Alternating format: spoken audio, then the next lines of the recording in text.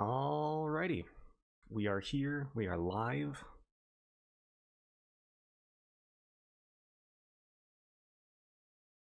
We're hot, we're fresh, we're dozer. Alright. Welcome back, everyone, to my series of videos and or streams ranking every game that I played in a given year. Like the end of last year, we'll continue this scripted stream type of deal because I don't want to edit all that audio, and it allows me to field counter arguments as we go, although I haven't had too many. Random person was pretty pissed about the very, very high ranking of Donkey Kong Country 2 last year, but yeah, whatever. So regardless, I think it works out a lot better. Sorry about the audio being too low last time. I've adjusted and tested better this time, so hopefully it'll go a lot smoother. However, I will say off the rip that of the games I've played so far this year, only 3 of them are going to be above the C tier. So this video is going to be mostly negative. If that scares you, then now is your time to leave. But if not, then let's get into it.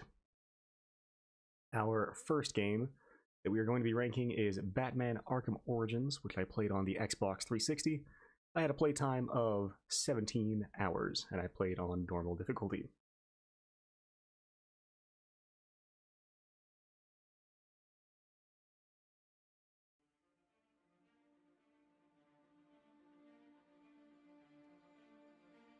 Alright.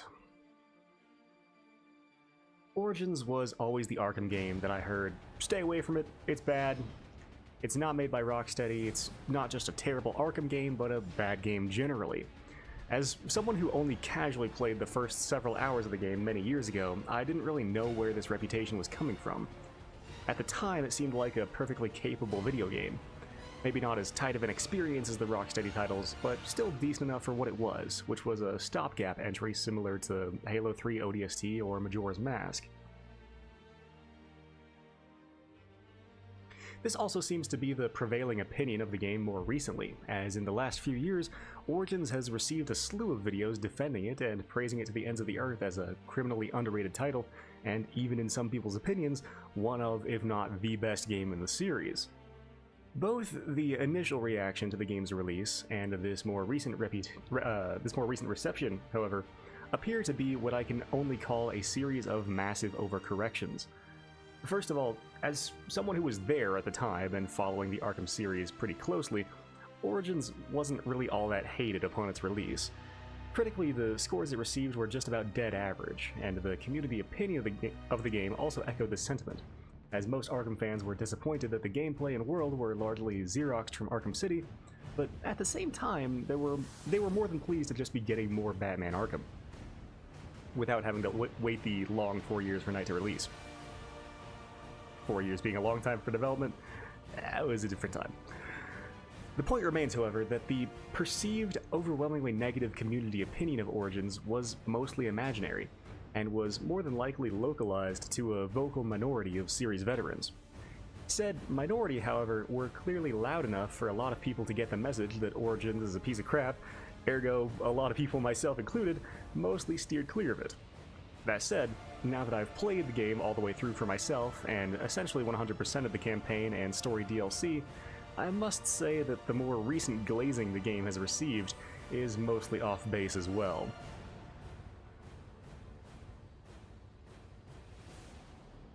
While the Arkham City combat is still here, along with half of its map, the pacing, the environmental design, the care and thoughtfulness, the execution of ideas, the polish, and perhaps most importantly, the attention to detail are all entirely absent.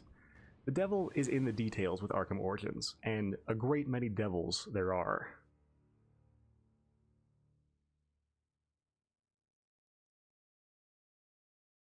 The game is way too combat-focused, almost entirely, throwing stealth, navigational, and investigative challenges to the wayside. Origins is, for my money, worse than City, both aesthetically and graphically. The gliding is a pain in the ass, since your grapnel struggles to reach anything and sometimes goes rogue and fires at something behind you.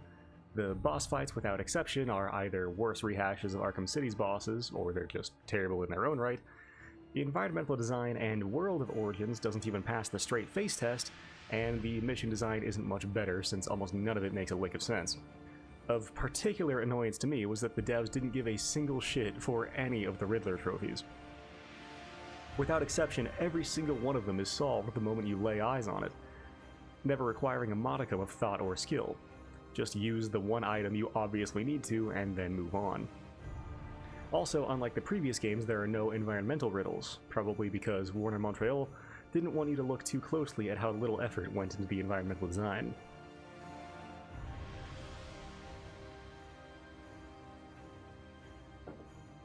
Give me a moment here, since no one has, since no one's popped in yet, I just want to make sure that we're live. Live and functioning. We seem to be. Alright. That's okay then. It's in the VOD, baby. Finally, the game is quite buggy and severely lacking in polish.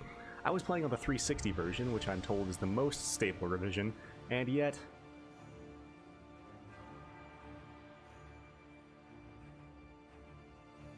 Oh.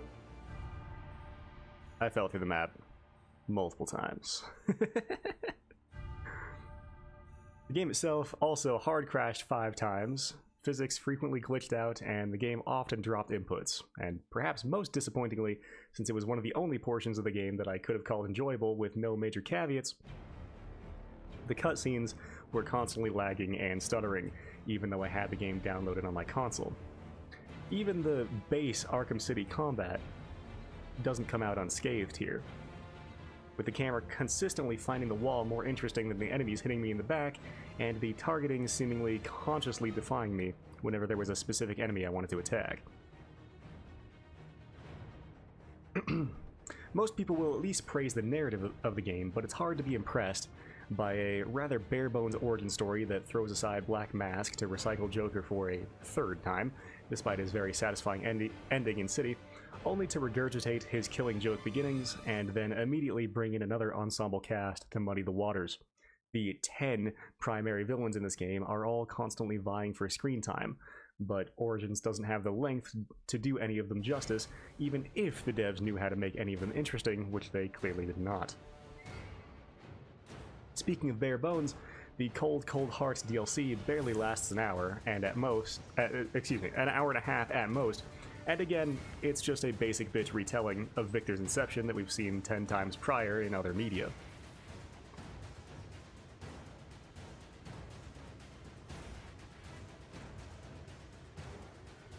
Also, the vast majority of this game's story happens in cutscenes which are in no way corroborated by the gameplay.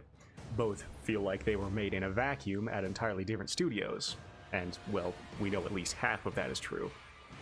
That's about all I want to take the time to say, but if you want a really insightful, funny, and lengthy analysis of this game, I'd highly recommend Micah Edmonds' video Respecting Arkham Origins, which I will link in the description after the stream is done.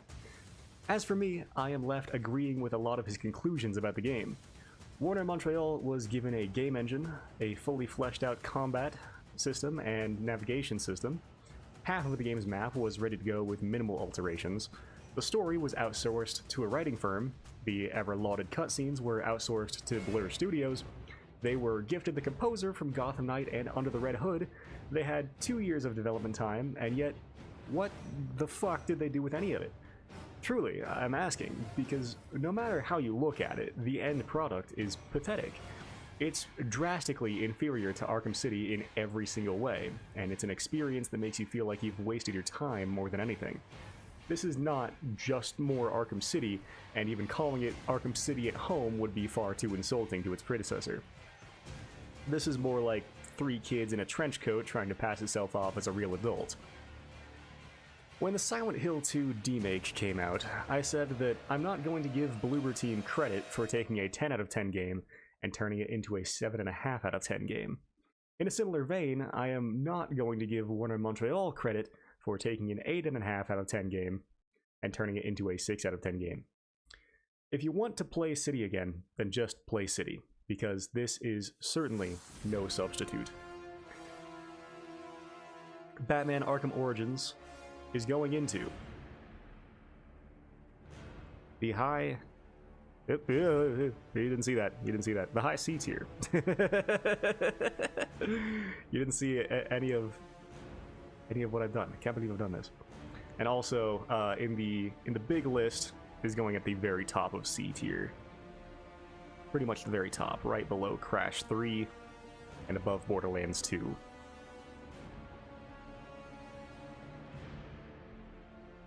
Alright, our next game that you definitely did not see is Beyond Good and Evil.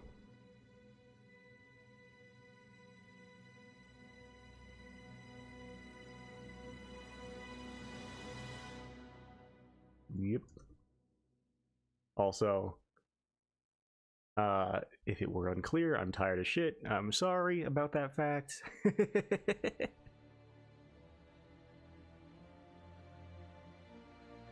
But it's okay. We'll survive. We will survive.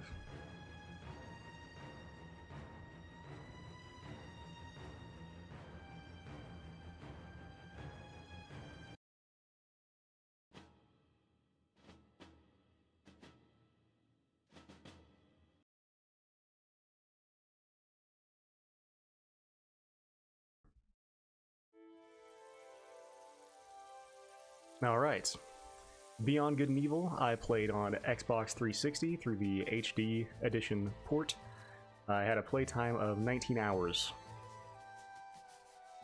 It's difficult to rank a game like Beyond Good and Evil,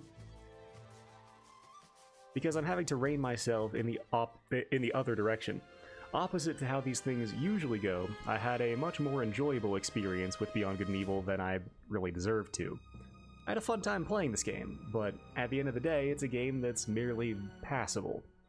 While it's easy to be taken in by the charm of Beyond Good and Evil's pleasing visuals and hummable music, those are the candy toppers on an experience that, gameplay and story-wise, is kind of a mess.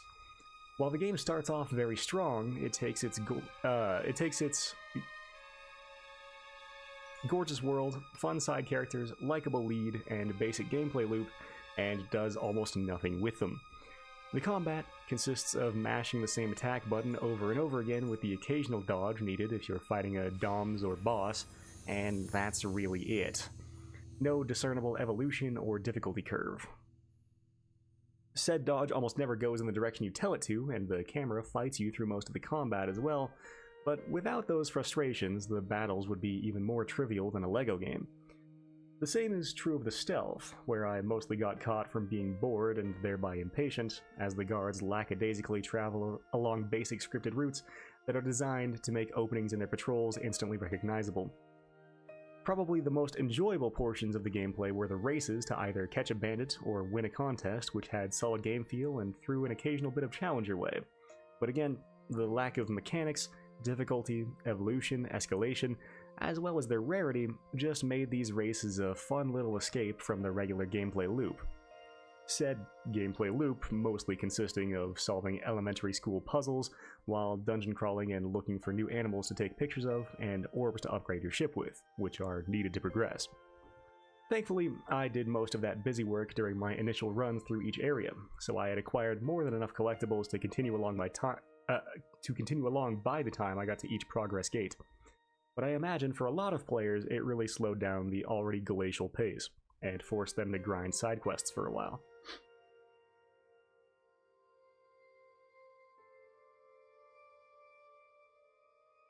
Busy work really is the word here. That's what a lot of the gameplay tends to feel like. Very little of Beyond Good and Evil is mechanically engaging, and that's pretty disappointing for a game aimed at a teenage audience, and especially a game of this size. Despite being on the lengthier side for a sixth generation action-adventure title, at 18 or 19 hours playtime, the story feels like it was just getting started by the time you reach the credits, leaving you with far more questions than it answers, especially after the plot completely jumps the shark and then falls off a cliff in the final act.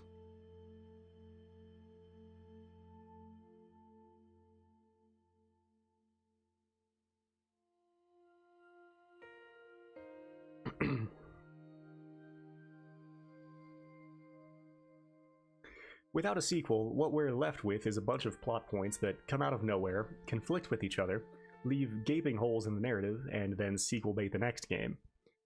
I have no issues with a story of a new IP that introduces a world to us and then hints to larger things at play, but you can't just rely on answering everything in your sequel, especially if your name is Beyond Good and Evil. You have to have a completed work unto itself, while still leaving room for a lot more story to be told. This is something that A New Hope and Half-Life 1 truly understood, but it's a key aspect of creating an initial entry that modern storytellers often throw to the wayside in favor of trying to keep the audience hooked. Problem being that the audience only stays hooked until they realize they're being bullshitted, and the hook is all that you ever really had. See any J.J. Abrams film or show. Hey, fans of Lost know what I'm talking about. So one could say that a lot of my enjoyment of Beyond Good and Evil came from two factors. First is, at time of writing, I have unfortunately played mostly garbage this year, and I really wanted to like this game because I needed a win. Hell, I said as much in the playthrough itself. This game certainly isn't garbage, there's a lot to like here, and I was initially far too nice to it because of that.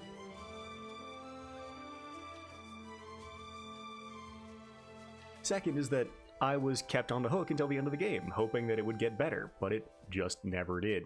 And at this point, I've seen far too many games and stories generally which have fully trusted in their sequels to fulfill all of the supposed potential that their first entries had. The harsh truth is that if you can't make a compelling first entry into a new universe, then why would I trust that you have any ability to make a sequel which not only fixes the problems of the original, but expands upon its strengths to create something entirely new when that's a far harder job? And the answer is, well, I shouldn't, because an ending like Beyond Good and Evil's is practically always a canary in the coal mine. Art worth experiencing is not made with a we'll fix it in post attitude. In fact, I can't think of a single example of an IP's first entry being a complete mess and then having a sequel come in and fix everything. Let me know if you guys can. The closest I can think of is Street Fighter 1 and 2, with the major caveats being that fighting games, especially back then, didn't even have a narrative to screw up, and also, as most people know by now, Street Fighter 2's major genre innovation, that being combo attacks, was largely created by accident. Regardless, now that I have let Beyond Good and Evil simmer for a few weeks, I've come out the other end feeling much more tepid on it than my original impressions. I am putting Beyond Good and Evil in the mid-Bs. Mid-Bs. And even then, that might still be letting it off a bit too easy. Also, if you're going to play this game, avoid the awful HD port that I played and stick to the original release. Also in the large list, it is right here. Right below Half-Life 2 Episode 1 and above Atlantis on the Game Boy Color. I actually thought that this was Jade for a moment. Just another thing that Half-Life 2 lazily ripped off. I mean, really, like, can we look at this for a moment? The jacket, the hair, like her racial identity, we'll say. I don't know, man. I feel like Ubisoft Montpellier could maybe sue for damages there. Sue for copyright infringement. Regardless, our next game is Crash Bandicoot 2 Cortex Strikes Back, which I played on the PS1 through Duckstation.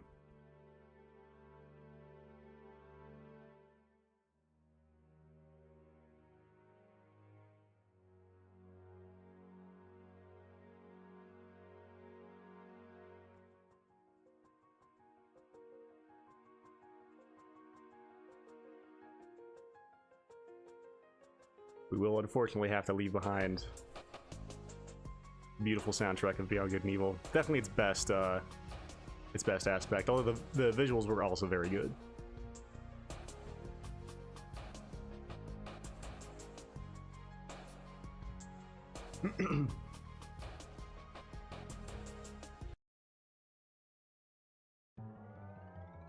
We'll have to leave it behind in favor of Crash music. Yeesh.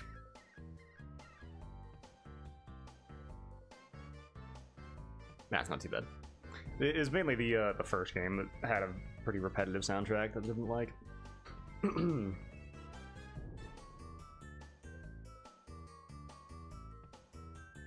So Crash, I had a playtime of 3 hours.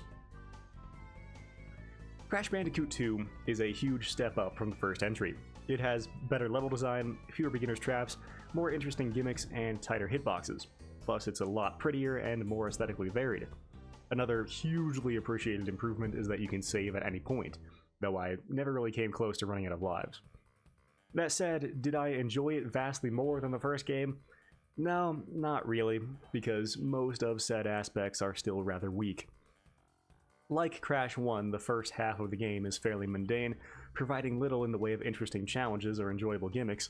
Then, after World 3, the bullshit really starts to pile on, and it still got to me after a while. Something occurred to me while I was playing this game, and I think it's also true of the other 2 Crash games as well. At no point during my playthrough was I ever actually having fun. Even in Crash 3, which I played through almost entirely without annoyance. I know it's a bit late to be having that realization, but hear me out. During the early levels of Crash games, I'm mostly just vegging out and going through the levels without much care, and then in the later stages, I'm usually just getting annoyed at the shitty level design. Crash games at their best are just something to do, and at their worst make you want to claw your eyes out. You'd think that somewhere in between I'd hit flow state and be having fun, but no. Why is that, I wonder? Well, the conclusion is obvious but uncomfortable, and I think it's also why these games never really became their own genre, or were even cloned hardly at all. The reason is that the base gameplay loop of Crash, as in a linear 3D precision platformer, simply isn't all that engaging or fun. In the 3D space, it's practically impossible to make challenging precision levels due to the perspective itself. The genre becomes much less about precise movement and much more about spatial interpolation. Maybe other people find this style of gameplay to be interesting, but for me it's just never quite felt right. Even as I've gotten pretty dang good at it, it still never crossed that threshold into being satisfying, only less frustrating. Again, I think this is in part due to the poor design of the games, but on the other hand, spatial interpolation just doesn't have nearly the same potential for a proper difficulty curve in comparison to its 2D counterparts. You can play with the perspective, you can make the perspective oh my goodness. You can make the perspective more difficult if not impossible to determine, or you could just straight up not allow the player to see, which these games also like to pull on occasion. And the Crash games do all of these things at various points. But then, where do you go from there? Basically, the point isn't that Crash isn't fun, the point is that I can't really see any Crash-like game being fun, because inherent to the gameplay style, they lack opportunity for meaningful escalation. You either have the ability to determine spatial reasoning, or you don't. It's there or it isn't. And when that's the case, the only 2 mind states that the game can harness in the player is either boredom or frustration. And I think it says a lot that almost without exception, the 2D levels are the most enjoyable parts of these games. Again, I think it's clear why the vast majority of 3D platformers are more relaxed collectathon experiences than precision platformers. Because making this style of gameplay interesting would, for me at least, be a serious challenge. I'm mostly just thinking out loud at this point though. Let me know if you guys have had a similar experience with this series. For now, Crash 2 is an enormous improvement over the first game, but even if it's probably the more innovative of the 2, in terms of design and polish, it's still outdone by Crash 3. I'm putting Crash Bandicoot 2 Cortex Strikes Back in the middle of the C tier. And in the big list, It's a bit further down than Crash 3, right here, just below Stranglehold. John Woo presents Stranglehold, and just above Obscure.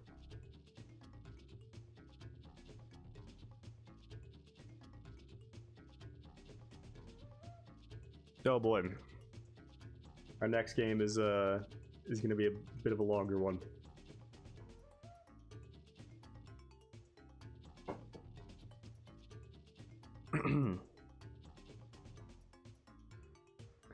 So our next game is Disgaea 4, The Promise Unforgotten.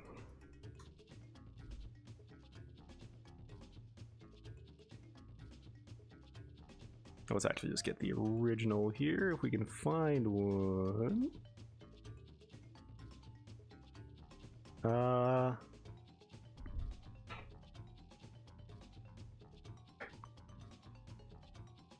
If we can find it.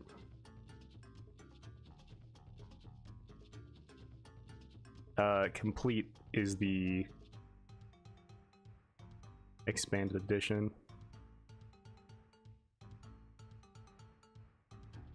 Cannot find one. Okay, well, that's fine. Fuck it. It'll semi-ruin one of my points, but you know what? Whatever.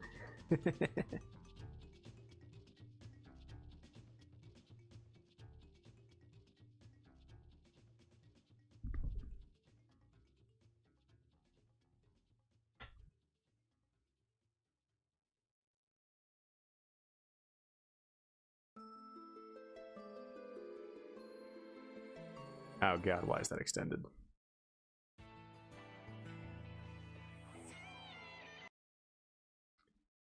Hold on.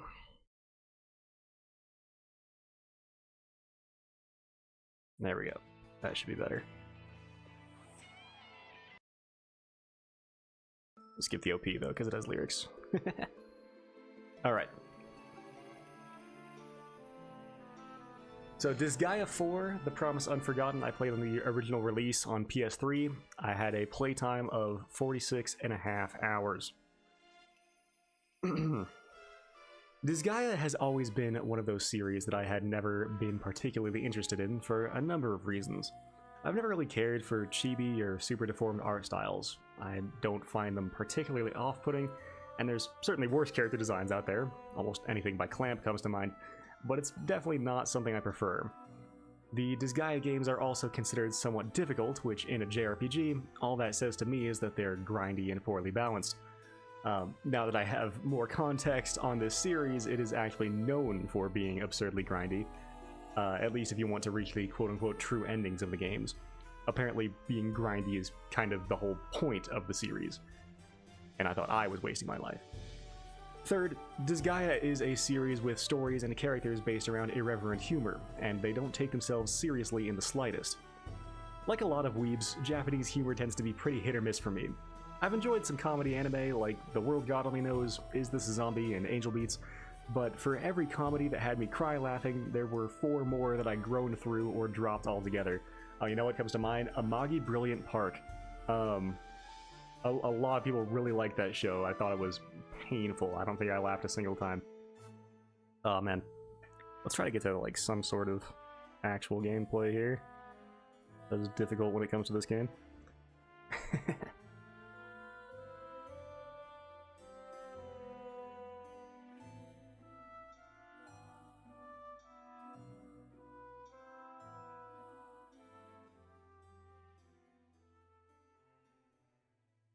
Apologies.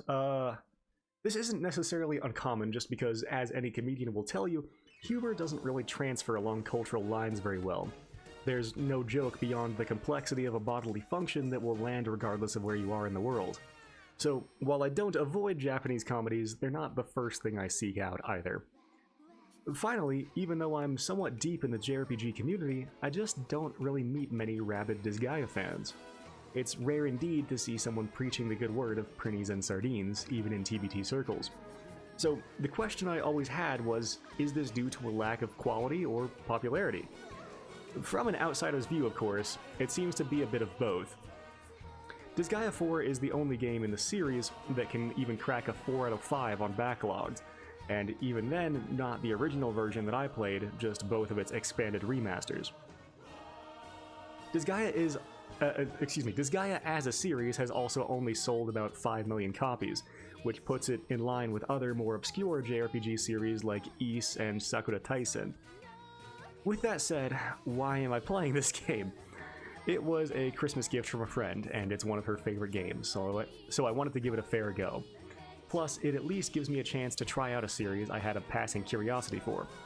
So, if that friend happens to be watching, all I can say is, sorry.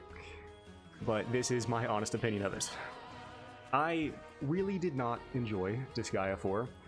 It's definitely not a game for me, and I struggle to see what other people really like about it. Okay, I can't do this. I'll stop pussyfooting around. This game fucking sucks. It's the biggest piece of dog shit. There are almost no aspects of this game that I can praise, so I guess I'll start with the least terrible thing. The combat system is fairly basic. Each character has different weapons that allow them to attack at various ranges, along with special moves they can do, and if your allies are next to each other when they attack, they have a chance to combo attack together. This is basically all of what you'll be doing throughout the game. Combat attacks are pretty powerful toward the beginning when you don't have many special moves, but they fall off extremely hard and rather quickly. There's also hardly any elemental or environmental considerations in the gameplay, so the vast majority of the time you spend in combat in Disgaea 4 is just positioning your characters well, and then spamming your most powerful attack until everything dies.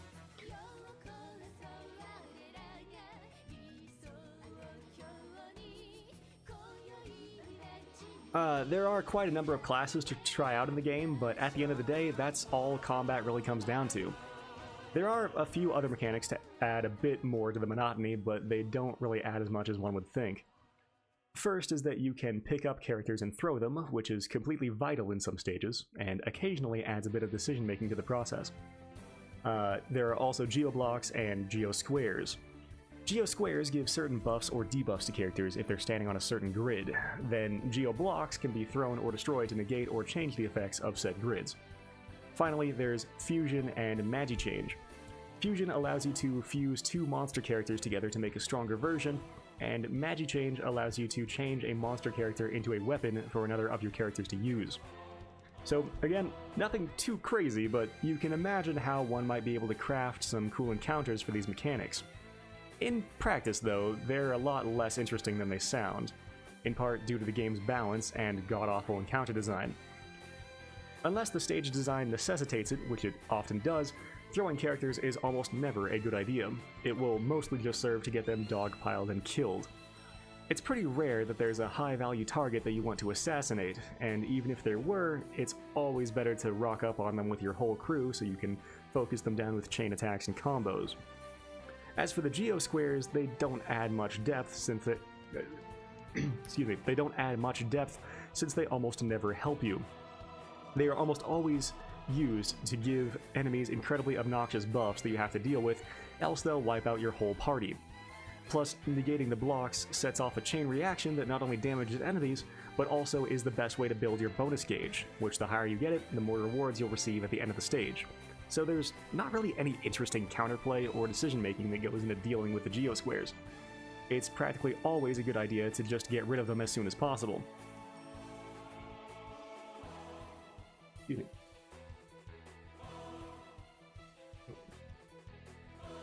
Then the Fusion and Magichange would be cool options, but I almost never used them, because the few times that I did, they seemed more like a debuff than something worth using.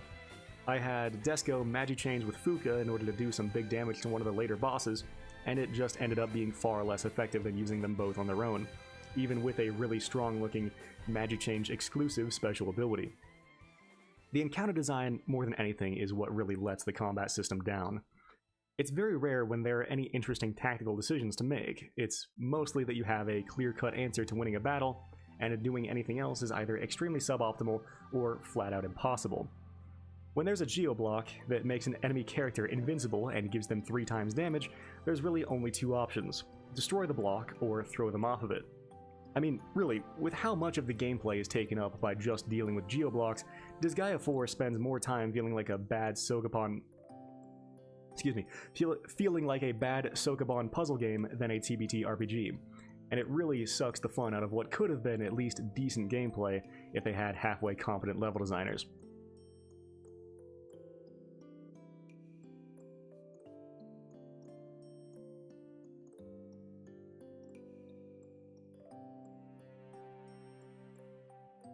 Take a look at this level, for example. I won't make you watch this whole thing, but there is very clearly one way that this map is supposed to be completed. All the enemies are made practically invincible by the blocks they're standing on, and you can't throw anyone over to the mages, so you just have to get rid of all the blocks. You toss around 4 blocks to destroy the rest of the blocks in the only way you can, then you kill the 1 or 2 remaining mages. That's it. That's the level. Your only other option is to be really over-leveled and then sit there and blast them with attacks for minutes on end until they finally die, which is what every other playthrough I've seen of this level has done. Really exhibits the average intellect of your Disgaea enjoyer. Okay, sorry, I'll try not to be mean, but is this a tutorial stage to teach you how geoblocks work? No, this is a late game encounter in episode 8 of 10. This isn't fun, this isn't interesting, this is a chore, and there are so many levels just like this. By the way, if we go back here to the end screen, I destroyed all of the geoblocks, and, you know, played the stage basically as optimal as possible. How are you supposed to get the full bonus on this stage? Good question. I have no idea, although this is far from the only map where getting a full bonus gauge seems impossible.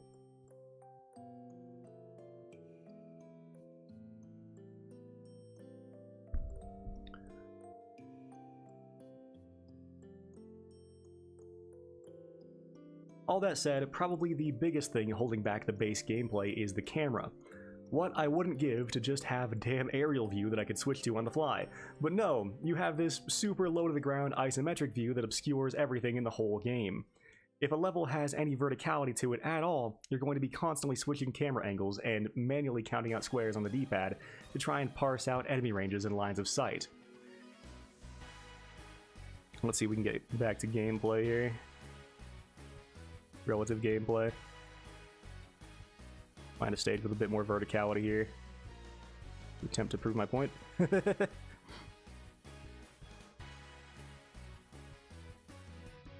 Yeah, they're using the default camera there.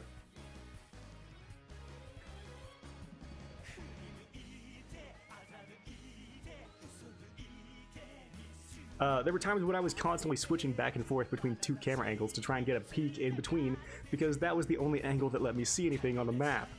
This is the most incompetent camera system I've ever encountered in a TBT game. Did nobody even play this before it was released? Hell, I don't blame them. And of course, now I find out as I'm writing this that you can actually switch the camera angle to a much better view. Not a good view, mind you, but much better. Why didn't I know that? Because there's not a fucking button prompt for it in the game. Maybe we should use this vast amount of screen real estate to tell the player that they don't have to suffer through this dog crap camera? Nah, they'll read the manual or remember the half-second tutorial about it before it gets mentally buried by 100 other mechanics over the start of the game.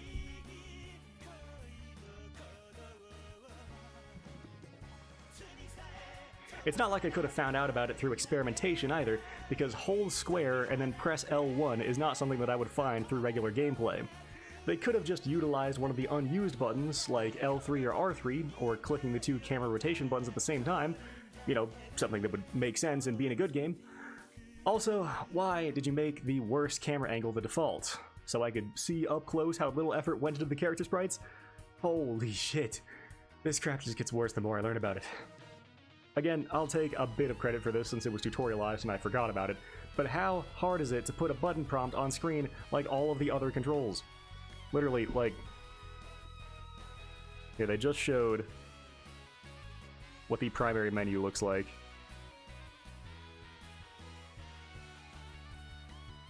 Right here should be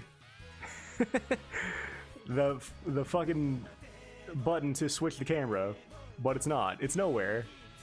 It's in, it's tutorialized for half a second at the beginning of the game, and I assume it's also in the manual, which I didn't have and can't find a scan of anywhere online. So, semi-unfortunate, but also fucking just, like, have the prompt for it on screen like literally all of the other controls. Ridiculous.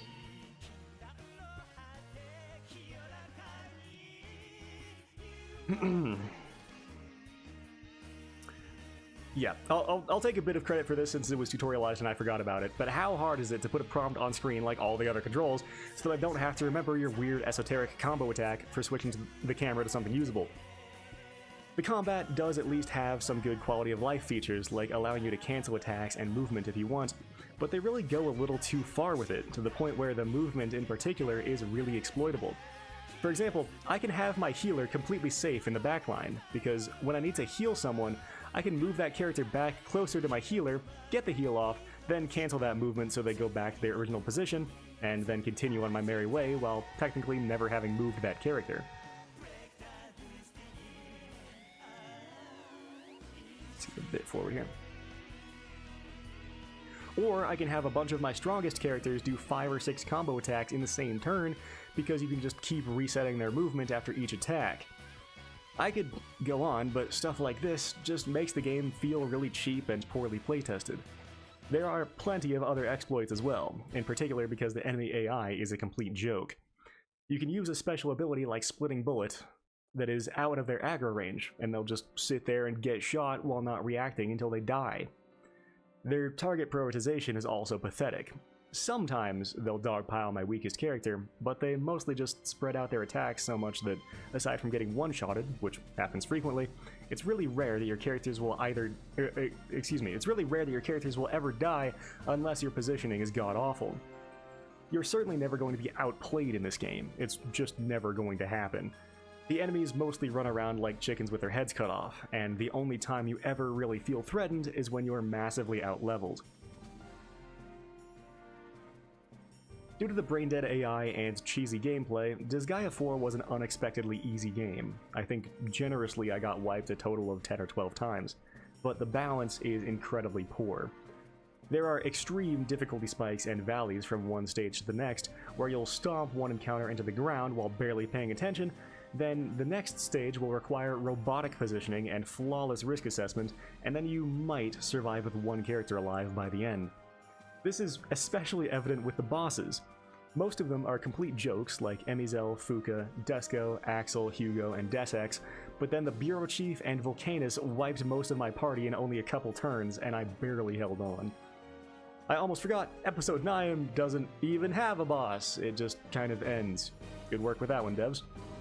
The penultimate and final bosses are also just absurd difficulty spikes.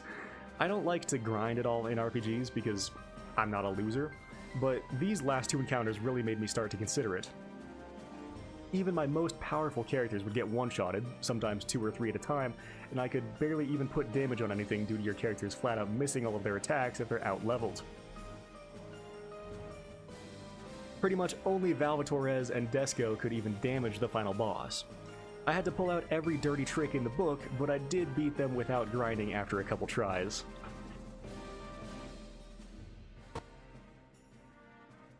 If you're curious, this is the party I beat the final boss with. The inconsistency of the level of challenge was in large part what made this game so annoying to play. There was nothing that could even be called a difficulty curve, only difficulty whiplash.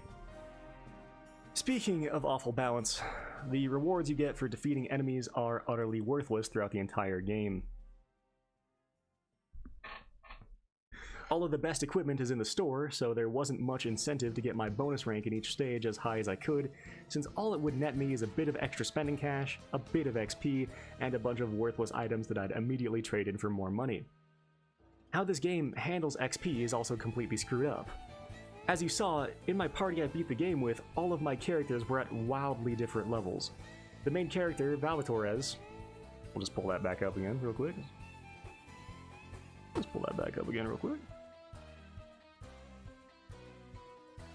My main character, Valvatorez, was at level 119, but then the rest of my party was at far lower levels, including my healer, Chica, who was still at level 69. Nice. I've had Chica since the beginning of the game, and I've used her in every battle, so how could her level be so low? Well, aside from the bonus XP that you get at the end of stages, which is typically rather paltry, your characters only get XP when they deal the final blow on an enemy. Since Chica was my dedicated healer, she wasn't killing too many enemies. The way the game is designed, if you want to have a party that's around equal level, you're going to be constantly micromanaging which characters finish off which targets, which gets really damn annoying really quickly. By the way, Chica is only level 69 because I use a dark symbol to have her bum XP off of my two strongest characters for most of the game, otherwise she would have been far lower. Also, if you ever make a brand new character, the only way to level them up is to go into the earlier levels and slowly grind them up. Because, like I said, the only even remotely intelligent thing that the AI does in this game is dogpile your weakest character and murder them before they have the opportunity to kill something and level up. Which is why Unleaded is my weakest character, because even though I've had him since the beginning of the game and used him in every battle, his defense and hit chance was shit, so he kept getting one-shotted before he could confirm any kills. There is one method I found that did help a lot in this respect. If you finish off an enemy with a combo attack, then everyone involved in the combo attack will get the XP, or at least some. I'm not sure if it's some percentage of the XP, but regardless, they were leveling up if they combo attacked somebody. So another way to level up your weak characters is to just have them shadow your strongest characters and pray to RNGesus that they combo attack once before they're inevitably smote on the following turn.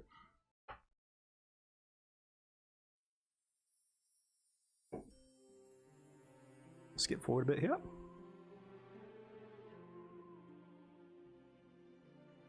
We can view a cutscene, such as they are.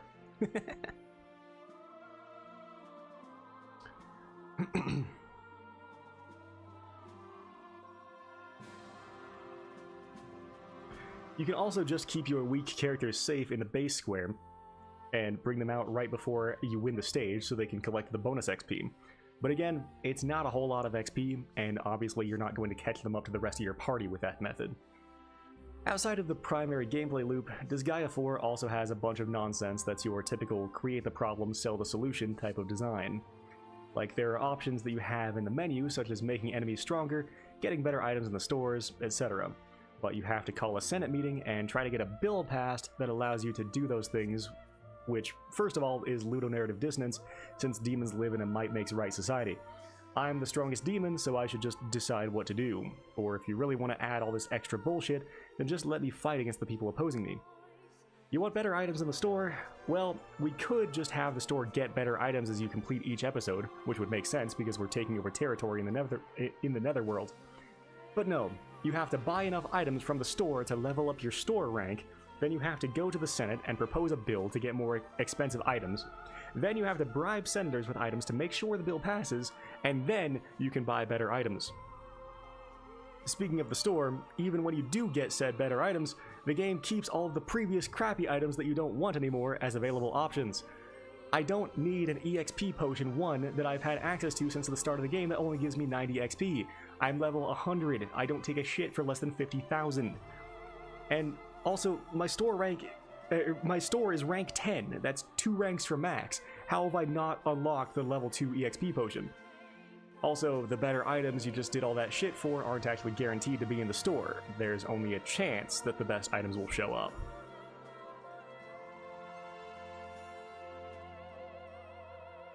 They actually really upgraded the music for the re-releases, which is going to wreck one of my later points, but whatever.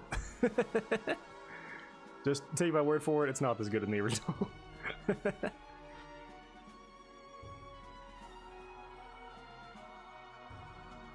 Or you can play it yourself. So let's say I'm trying to stock up on eclairs, which are the best healing item that I had access to in the store at the time. I have to stand there, clicking in and out of the store until one eclair shows up. Meanwhile, staring at all the worthless shit that my party has outgrown, then buy that one eclair, exit the store, click in and out again until another eclair shows up, buy it again, and it takes me like 3 minutes to buy 10 of the item that I already unlocked! I mean, fucking brain me, dude!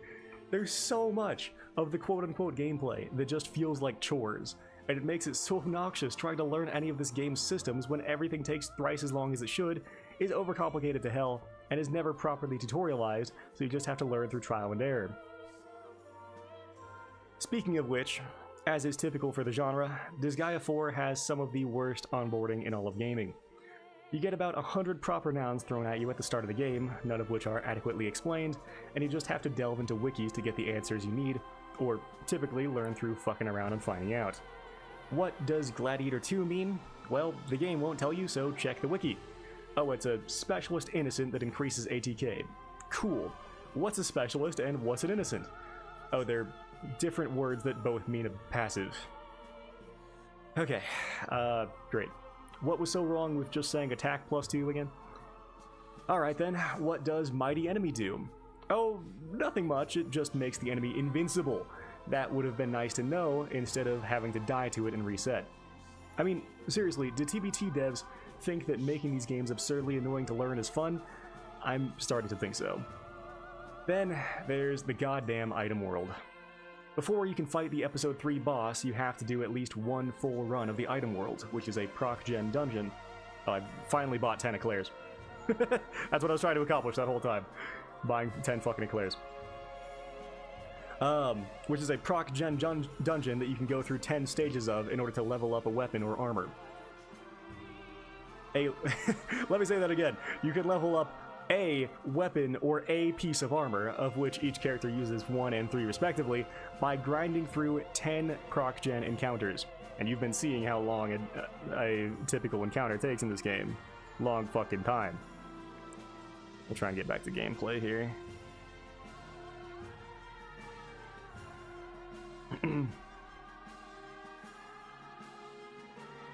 Not only that, it doesn't even level up that piece of armor or weapon all that much. These proc-gen encounters, if you can believe it, are even worse than the regular stages. Nope, shit. My bad.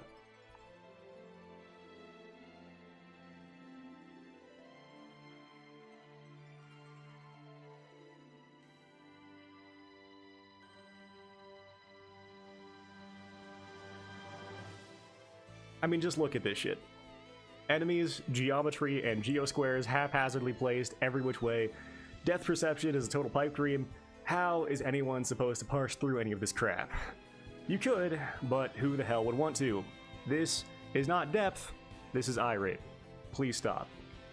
Fortunately, I never needed to use the item world again after this one required instance, which was almost enough to get me to stop playing the game right then and there. Yeah.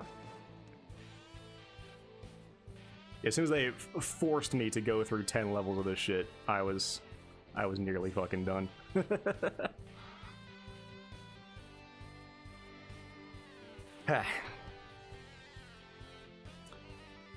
If you really want to get down to it, what makes Disgaea 4 so bad is something that I've come to expect out of modern games, but far less so from a 2011 title, and that is that it has so much shit, and none of it is worth caring about or experiencing.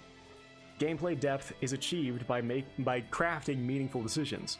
More crap does not equal more depth, it just makes for a larger pile of crap. Let's move on to the story and characters. This game has some of the most insufferable, brain-dead, unfunny, tedious, annoying, and shallow excuses for characters and plot beats that I have ever seen in anything, period. The so-called story of this game boils down to situational comedy so utterly groan-worthy that it made me long for the days of watching obscure, terrible harem anime.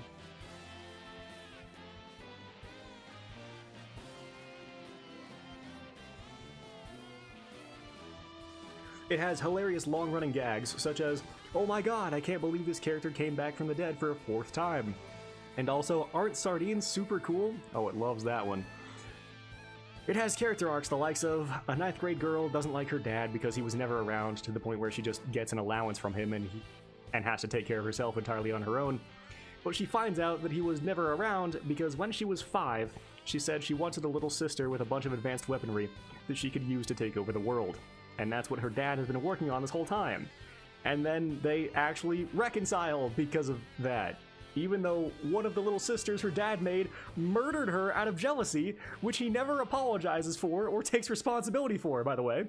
He actually has no reaction to her having died and come back from the dead at all. And while we're on the topic, Desco was sent to the Netherworld because she was deemed a failure of a final boss, but wouldn't Des Ex also have been sent to the Netherworld?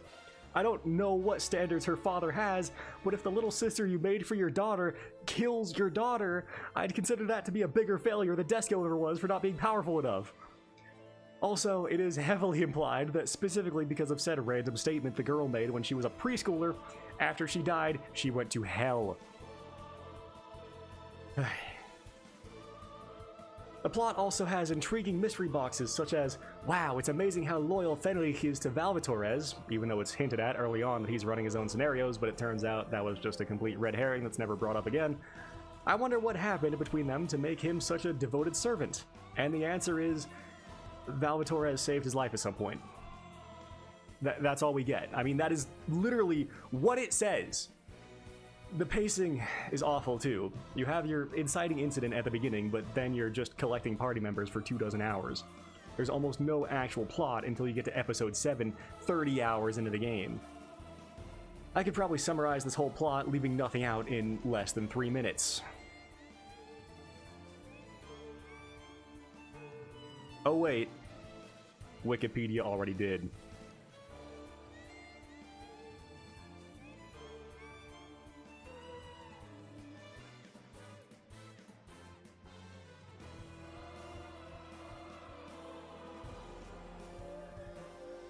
Believe it or not, Disgaea 4 did actually get me to chuckle a few times, but that all came from the item descriptions, so all the credit has to go to the localization team for that.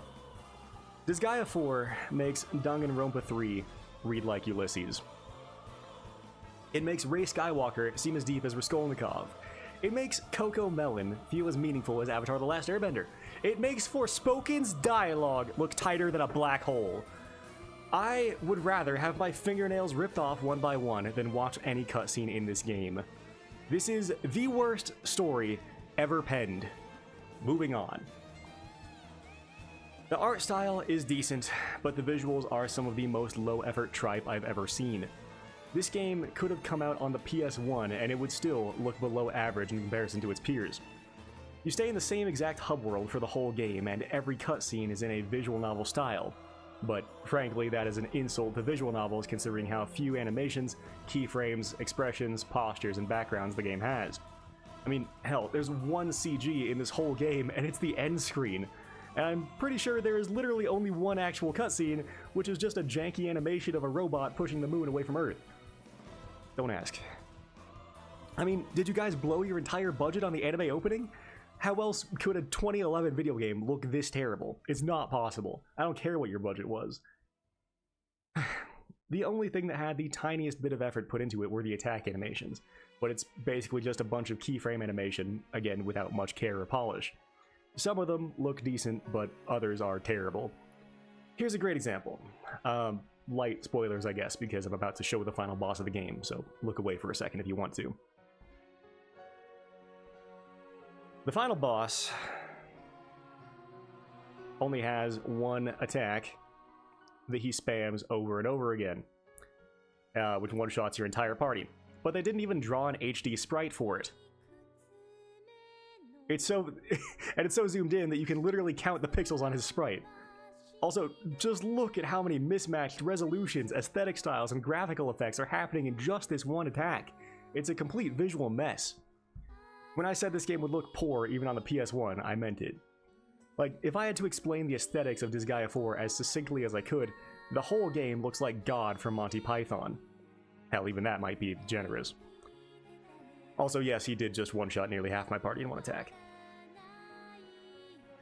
You know what's even more amazing? Despite the graphics being as bare bones as humanly feasible, this game could still lag on occasion when targeting multiple enemies. How is that even possible? So, hard to focus with this music.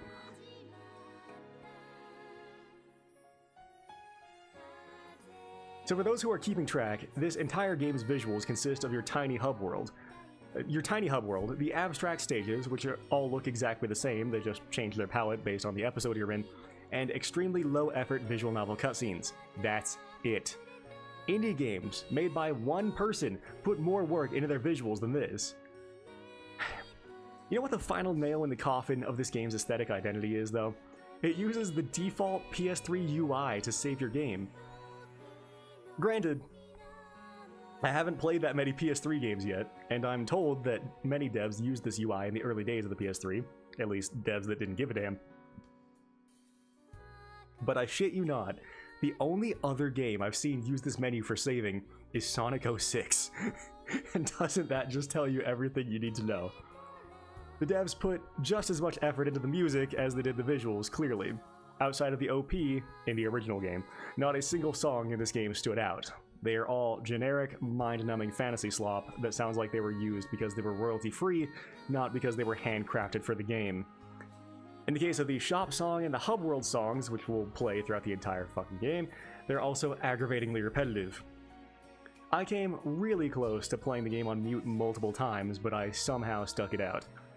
I couldn't do the same with the English voice cast, though. They are utterly insufferable. I switched to the Japanese voices after the first episode and never looked back.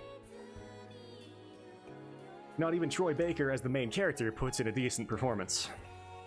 As if not even one aspect of this game could deign to be good, the grating music also greatly overpowers the voice acting in nearly every scene. It's fixable, of course. Well, maybe not of course, given Half-Life 2. Maybe I'll get to releasing that fucking video at some point. It's fixable, of course, but once again, it just shows how little effort went into this game when you can't even ship with half-decent audio balancing. Finally, I know some idiot is going to point to the post-game content and say that I didn't even experience everything the game has to offer, but I'm not even going to justify that with a response. I think you get the idea by now. Disgaea 4 was painful. It's truly one of the worst games I've ever played. This game is a bad joke. I mean, it feels like a prank. Like someone convincing you to play Ride to Hell Retribution because it's actually really good, the critics just don't know what they're talking about. I can't think of a single redeeming aspect of this game, and I am gobsmacked that this game or series are held in anything even remotely approaching high regard. But I suppose that it's just one more point on the graph, proving that people can and will enjoy and praise absolutely anything. On my deathbed, I will look back upon my life, all that I experienced, all I accomplished, and I'll have no regrets, save the 46.5 hours that I wasted playing, and the additional 5 hours that I spent writing about this putrid, fatuous pile of rat droppings. But hey, on the bright side, at least I played the most beloved entry first, so now no one can complain that I gave up on the series before it got good, and I don't have to waste my time with any of the other entries. Wish I'd done that with Kingdom Hearts. Disgaea 4, The Promise Unforgotten, is definitively an F- tier game. Still better than Metal Gear Acid, though. Way better. F-. And, just in case people really want context for how much, or for the people that know the context of how much I fucking hated this game, in the big list, it's sitting just above Jak 2. Jak fucking 2. Guys, like, come on. Come on, guys.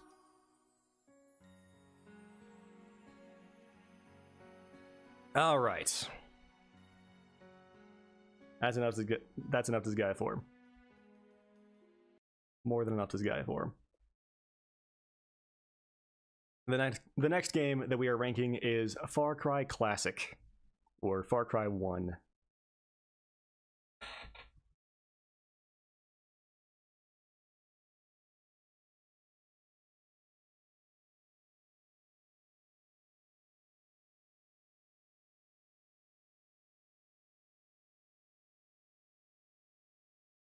Actually, we'll skip a bit forward.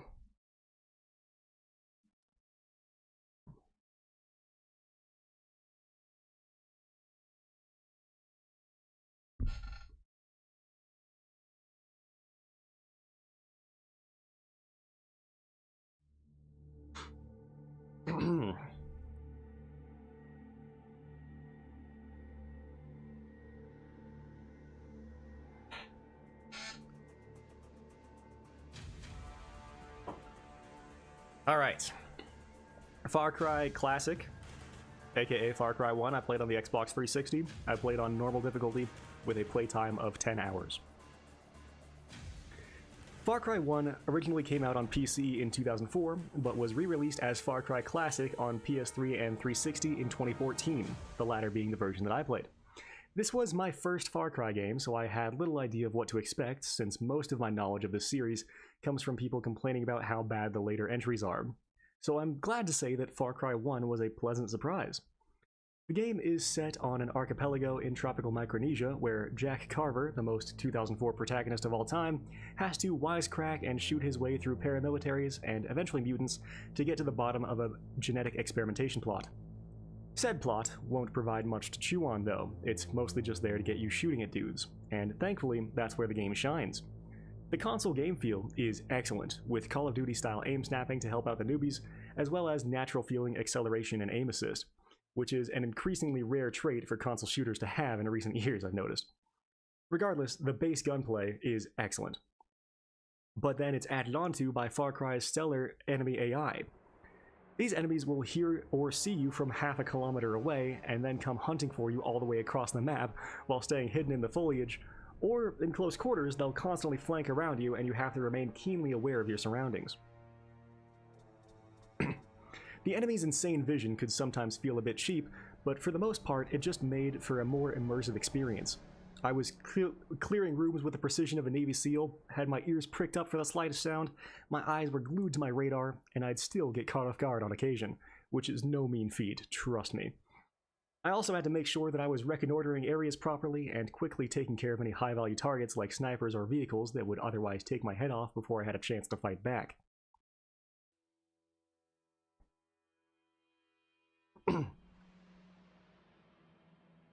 While Far Cry has nowhere near the same level of depth, it oftentimes reminded me of the best moments of MGS-V, where the stealth, enemy AI, level design, and gunplay were firing on all cylinders. The enemies go down in a realistic number of bullets, but on the other hand, while it is somewhat easy to find health kits and armor, your player character is also quite fragile, which only made every gunfight all the more intense. You also have a solid arsenal of weapons to do battle with, some of which you don't get to see very often, like the Pancor Jackhammer and XM29 OICW. Their sound design isn't too special, but it's at least good enough. And each of the weapons is effective and fun to use. Though I will say, the G36 is utterly overpowered and completely dominates the sandbox. Once you get it about midway through the game, it renders the M4, OICW, and AW50 entirely redundant. As far as visuals go, Far Cry is gorgeous for the time, and hell, even now. I frequently caught myself staring up at the skyboxes or past the jungle out into the Azure Sea. This game has something that has been missing from most modern titles for a long time: color, and lots of it. It provides a similar mixture of fantasy and reality that originally made a world like Oblivion so evocative, and it's a style that you can really only find in games from this small band of the 2000s. Excuse me.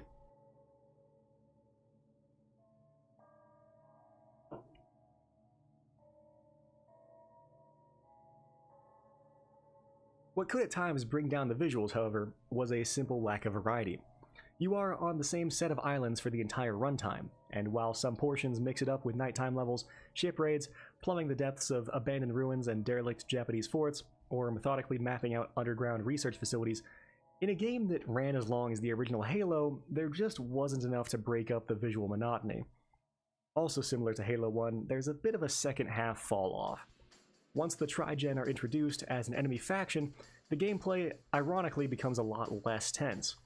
Most of the time the mutants just bum rush you with rather poor AI that can get them stuck in doorways, or make them unable to reach you with their jumps if you have the high ground, Anakin. And the level design isn't complex enough to allow them many interesting flanking routes.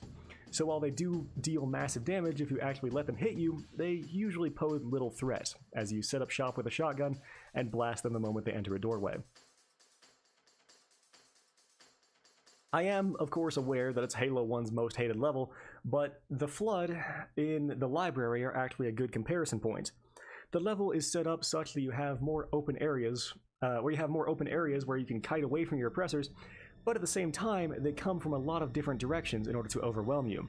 Yet, the sightline aren't so long that they can easily be taken out before getting close to you, as is the case with any Trigen you find roaming the island.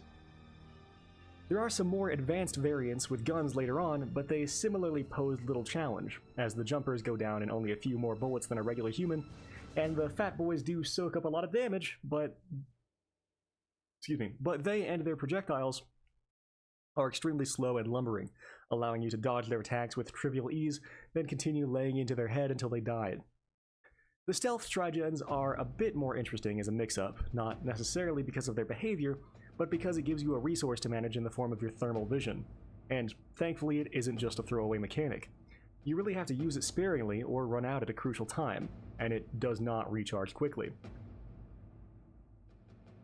This is also one of the only true power-ups you get, as it will almost trivialize most outdoor sections for the rest of the game by removing the enemy's primary advantage, that being camouflage, and it feels cathartic to finally become the apex predator toward the end of the game.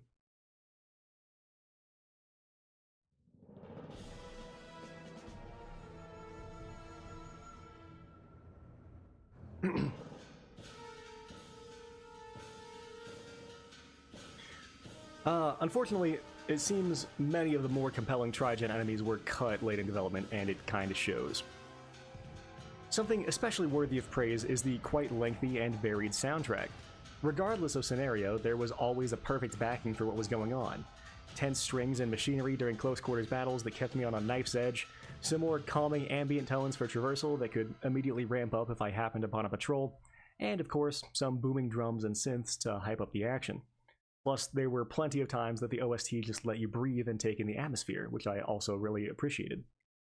This probably isn't one of the soundtracks that you'll catch me listening to in my free time, but it really was everything you could ask for from a 2004 military FPS with a tinge of sci-fi horror.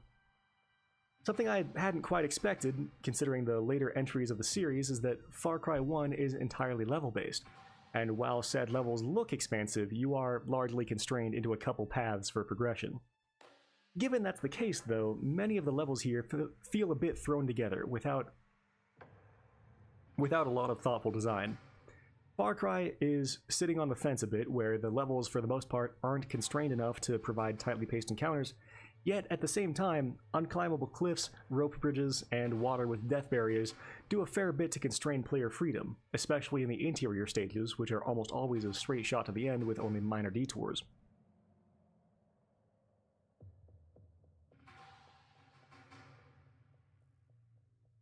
While I would usually call this the worst of both worlds, I think that's only partially the case here.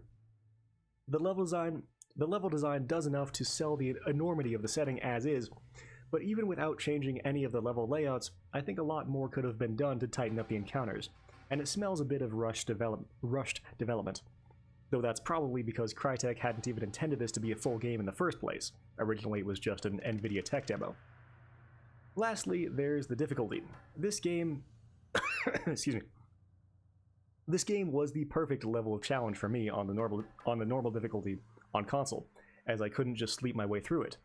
I really had to engage a bit and make sure I was playing properly, otherwise death could come quickly and often, with checkpoints that are just a touch unforgiving. But really, the game's reputation for difficulty probably comes from a poor mindset leading to incorrect play. This isn't Call of Duty. You're going to have to slow down a little bit and take things more methodically, and then, trust me, the game is going to start making a lot more sense.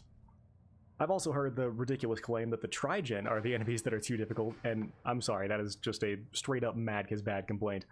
Compared to the snipers that can explode your watermelon from a kilometer away, the Trigen are a complete joke.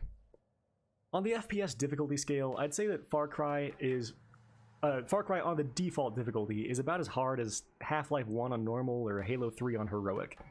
It's certainly not Men of Valor. I don't think it's unreasonably hard, and I didn't find it unfair in the slightest. But just know going in that this isn't an FPS for beginners, and if you're playing the classic version on console like me, you might want to consider lowering the difficulty to make it more fun. As far as version differences go, the classic release adds a much appreciated aim-down sights option for every gun, whereas I would certainly miss that in the original. But the OG has better enemy AI, human enemies and bosses are a bit hardier, which I actually would have appreciated. It also has better physics, which Unfortunately, dumbass Shadowblade didn't record the audio of this clip, but it's good enough to share anyway. Hop into this boat. Alright. Let's get to this other island here. What the fuck? Why is this boat going so slow? What the hell? What the fuck is going on? Oh.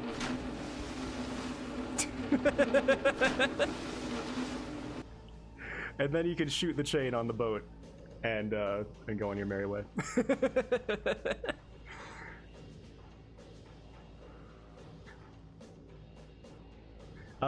They also removed the detection meter in Classic, which is certainly missed, because, as I said, enemies have crazy vision.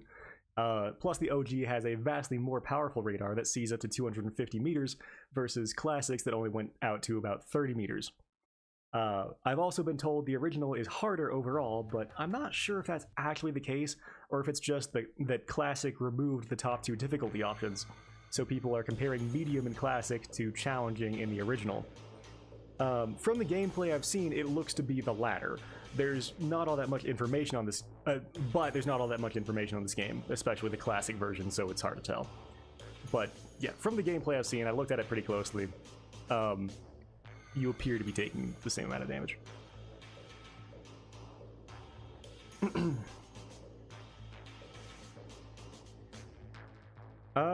Classic is also just graphically worse in a lot of ways. It especially has far more pop-in and a much lower draw distance generally.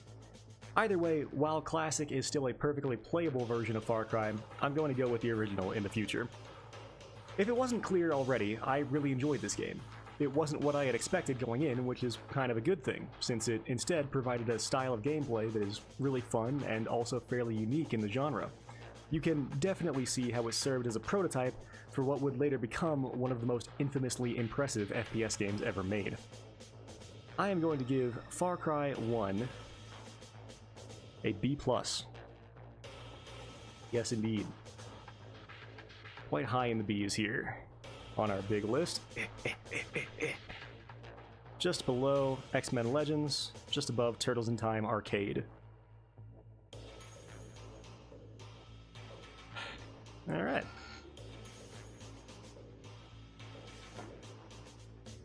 Our next game is Mega Man 1 on the NES.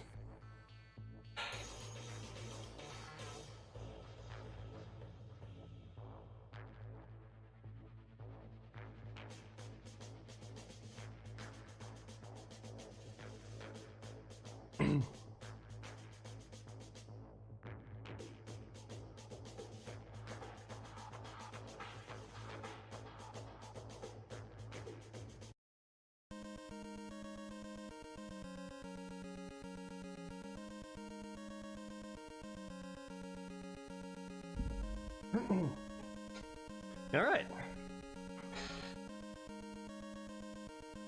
Mega Man 1 on the NES. I played through retrogames.cc.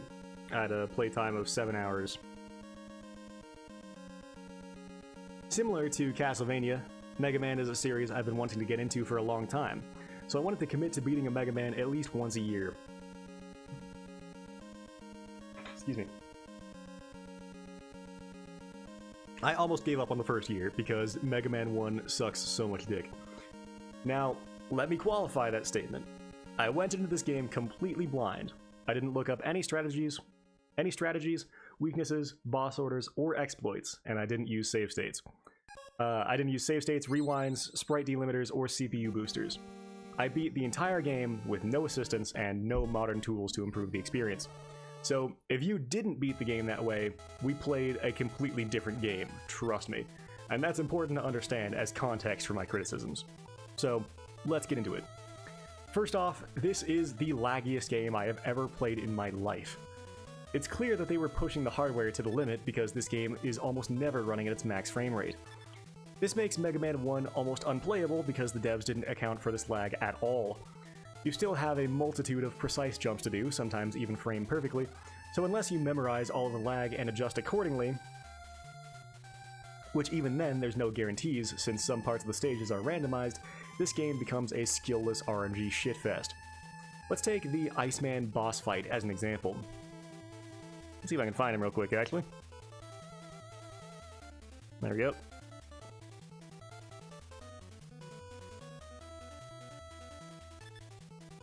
He requires extremely tight timing on your movement and jumping because the game is lacking all over the...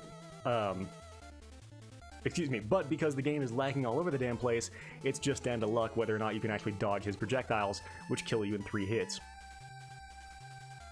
On top of the lag, this is also one of the buggiest games I've ever seen, even for an NES game, which causes constant frustration and restarts. A great example is, again, Iceman stage, where you have to jump on a bunch of moving shooting platforms.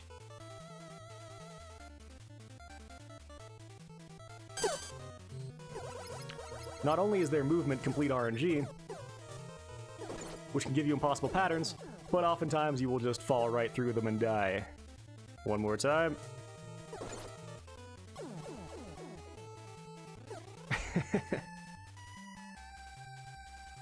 The polish is unrivaled.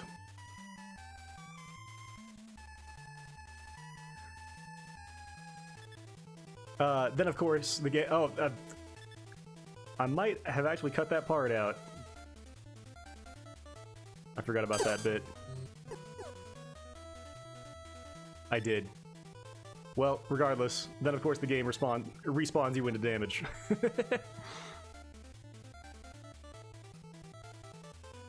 Speaking of more horrible design, there is so much goddamn unavoidable damage in this game. For example, oh, I didn't get a clip for this? Here, I actually know where one is. I know right where one is.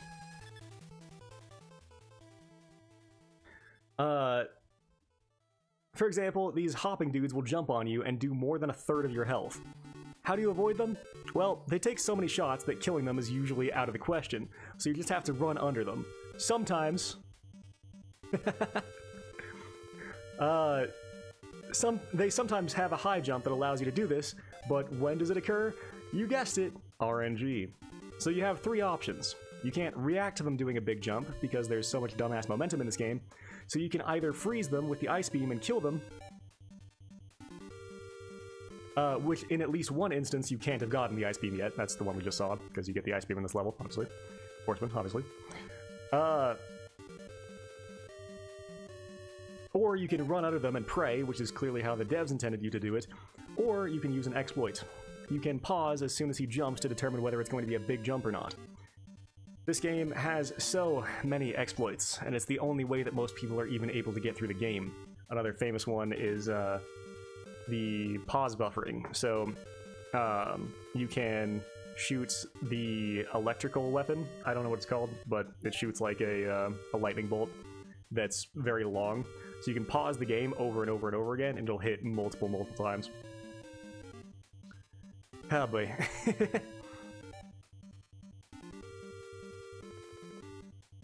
And that's the only way that most people are able to even get through the game. I can forgive it if one specific section of the game requires an exploit, like the clones in Castlevania III, which I would argue whether that's an exploit or intended. But if it's half the damn game, then I'm going to start thinking that the game is kinda bad. As far as the game feel goes, Mega Man has Mario jumping, which is the bane of good platformer design, especially in a game where you have to constantly be shooting while jumping. You are basically either required to use an NES advantage or hold your controller as though you were using one. If you don't know what an NES advantage is, it's like a arcade stick for the original NES. Yeah, there you go. There's a decent picture of it.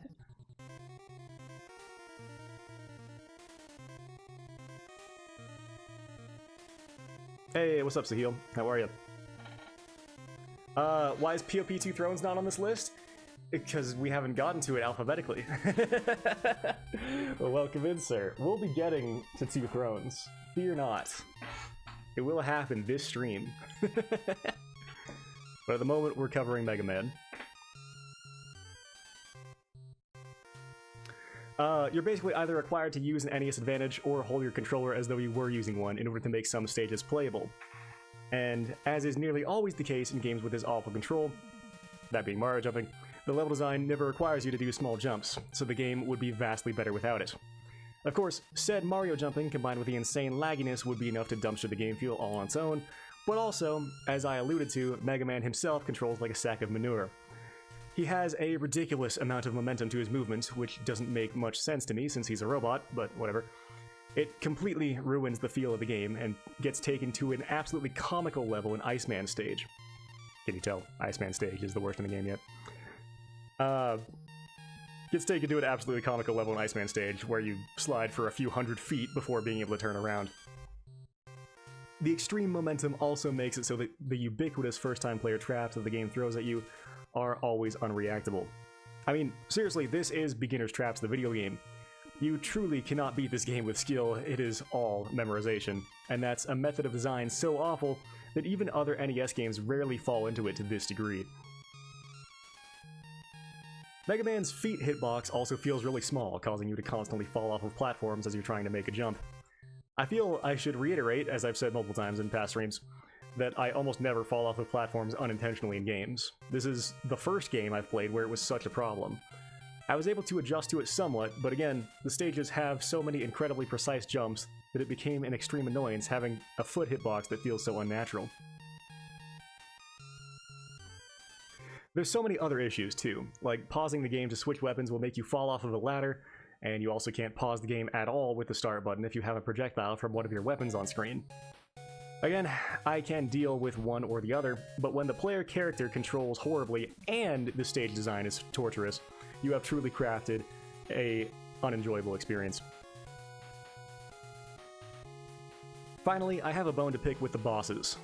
I know this is a series that is based around finding a boss's weaknesses, but did they have to make some bosses almost completely unbeatable with just your regular buster? Many bosses' patterns are so random that it's a total waste of time trying to beat them with just your buster alone, unless you know the exploit for them, of course. So oftentimes, you finally get to the end of the stage, and then realize that the boss is unbeatable with the current weapons you have, and your only choice is to just go do a different stage, then eventually come back with the boss's weakness and destroy them in 3 hits. This game looks hard. It's not terribly hard, it's just not very good. It's just not very well designed.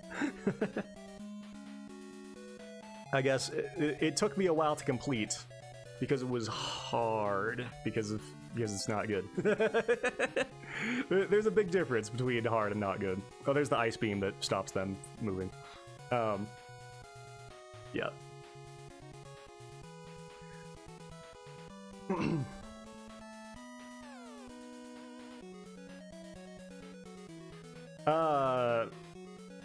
Yeah, so your only choice is to come back with their weakness. It's not fun to come up against a boss that is practically invincible unless you have their weakness, but then if you do have their weakness, you just stand there mashing B until they die. This doesn't feel rewarding or cathartic, this feels like padding. If the bosses had discernible patterns, the game wasn't so laggy, and Mega Man didn't have such stupid amounts of momentum, then these bosses would actually be fun, basically, if the game was completely different. Memorization part is what I agree with. Yeah, it's like there's oh my god, that's actually a really good example right here. you come up this ladder and there's just no way to avoid getting hit. You can sometimes avoid getting hit. If you get a lucky pattern on them, but almost always when you come up this ladder you get hit unavoidably by these guys. And then it doesn't do a lot of damage, and the game gives you health on occasion, but, you know, it's still an issue, I would argue.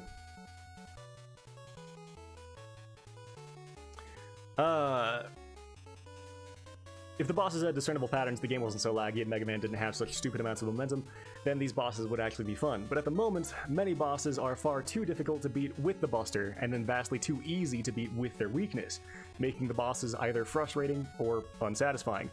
For all the difference that it makes, they might as well be locked doors that you have to find the key for in another level. There are, thankfully, a couple exceptions to this. The Yellow Devil, which we're about to get to, is, for the most part, fun to learn and finally defeat. Actually, we can just skip forward to him. Here's the Yellow Devil. Pretty infamous boss, actually. I think he's in a lot of Mega Man games.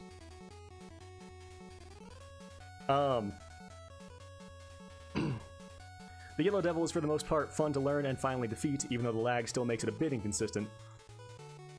And Wily Stage 1 works well with the limitations of the player character, and again, feels rewarding to figure out.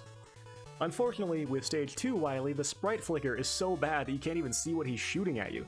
I had to just beat that part with brute force by having enough HP to survive it, along with a fair bit of luck. So, if the game is horrific to play, there's no narrative, and the visuals are just a bit above average, then why does anyone like this game? The same reason anyone likes Sonic. They've been playing it since they were a kid, and the music is good. That's about the only conclusion that I can come to anyway, because this is one of the worst designed, least functional, least enjoyable video games I've played this year. For now, I am placing Mega Man 1 in the lower D tier. Hopefully, the later entries are a hell of a lot better.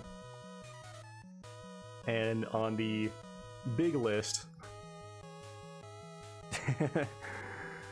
on the big list, that is right down here, just above Genma Onimusha, just below Castle Crashers.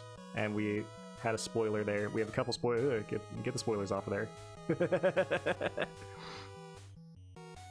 It's okay, I already spoiled it at the beginning of the stream. Oh man. I may have fucked up slightly. I have to get another drink here in a second. Alright. Our next game, the greatest game of all time, according to a random person, is Metal Gear Solid Portable Ops on the PSP, which I played through PPSSPP. Spoilers ahead, yeah. Don't look too hard at the big list. Just look at what I point out. I had a playtime full of 15 hours on this game, and I played on normal.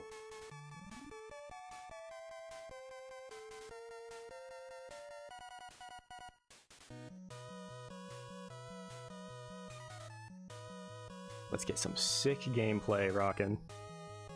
It's not plus. Okay, sweet. It's gonna be hard to skip through all the cutscenes. There's gonna be mostly cutscenes. Let's try to get the gameplay.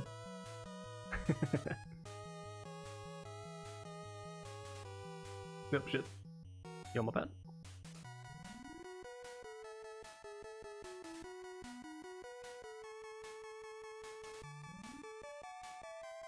That's enough of the Mega Man 1 soundtrack, I think.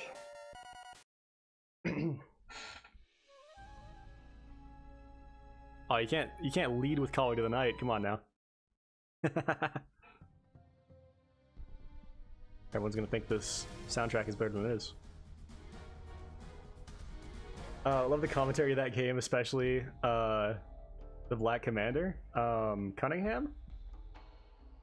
Yeah. Commentary by me. Siggins. Yeah. Oh man, I'm glad I can make that game more enjoyable. Oh man. All right.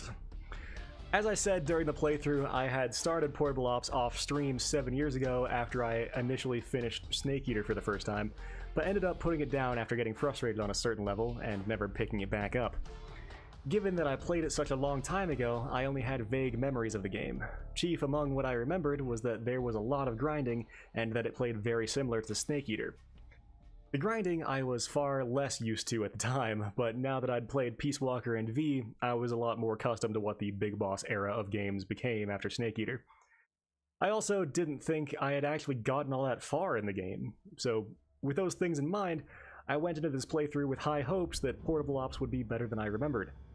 It wasn't.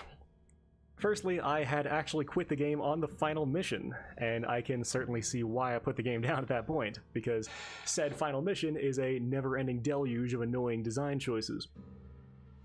That was hardly the worst part of the game, though.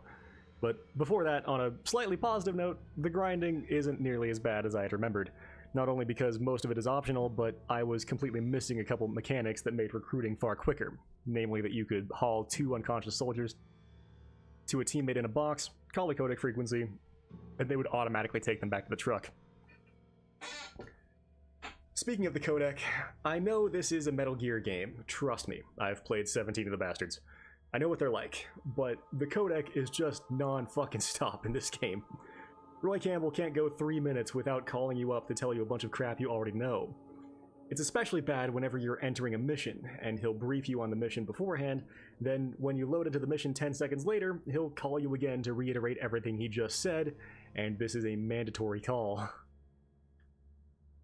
These calls are also pretty unnecessary as well, because the plot is not only paper thin even by non-Metal Gear standards, but also extremely backloaded. Almost all of what's actually relevant happens in just the last few cutscenes. But please don't think I'm implying that any of it is worth getting to. Most everything that happens does something to destroy previously established lore and characters, and what little remains doesn't stand on its own in any respect. Portable Ops' story has nothing to add to the franchise aside from teasing Peace Walker and V. Even the one thing I was excited for, an opportunity to further flesh out Gray Fox's character, is entirely wasted. This game reads like bad fanfiction because, well, it is. There is certainly no reason to play Portable Ops for the narrative. And unfortunately, the same can be said for the gameplay. I know I said I had thought this game plays like Snake Eater earlier, and I would like to formally apologize to Snake Eater for such a grossly inaccurate simile. Snake Eater? I'm sorry. I did you wrong. While Snake Eater's basic controls are here, there is, conservatively, about a half-second of input lag during gameplay, which makes your chosen soldier control like you're giving verbal directions to them rather than using a joystick. Or analog nibble, in this case. I did also go back and make sure this lag existed on original hardware as well. It's not an emulation error, it's not a hardware flaw, it is simply the game's performance being unacceptably poor. On top of the input lag, which puts a damper on every moment of gameplay, Snake Eater's sandbox has also been decimated. Including any mission-critical items like keys, you can take a maximum of 4 items and tools with you on missions, which causes constant restarts once you find out that you don't have the correct gear for a certain scenario. But it also deeply limits your options in any given engagement. As well, the number of weapons and tools you have has been drastically reduced to the point where you're only given the bare-bones essentials, which preclude the majority of Snake Eater's emergent gameplay, not to mention the lack of survival elements or camouflage.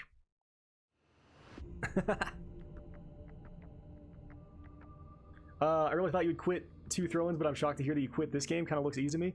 I didn't quit it this time around. I have a lot more patience in my older years, but I quit it 7 years ago, yeah. But I quit it on the final mission because the final mission was just horrible. Just horrible. But yeah, until the final boss, I was not in any danger of quitting Two Thrones, but that final boss was really fucking painful. But no, I wasn't gonna quit it at that point. Yeah, it wasn't a horrible game by any stretch.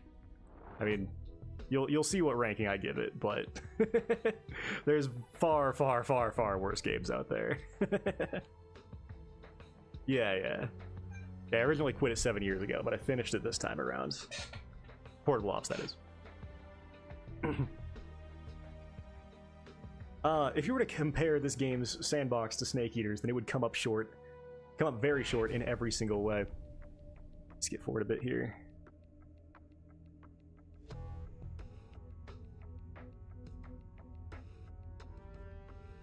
Yeah, generally this game was very easy. I think I actually didn't game over at all. It does have an extreme difficulty, but it's not unlocked, unfortunately, without a save file, so... Yeah, generally, this game was quite easy.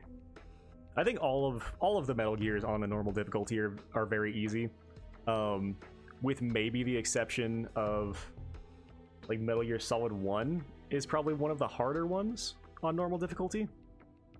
But yeah, unless you're playing on the higher difficulties, it's a pretty easygoing series.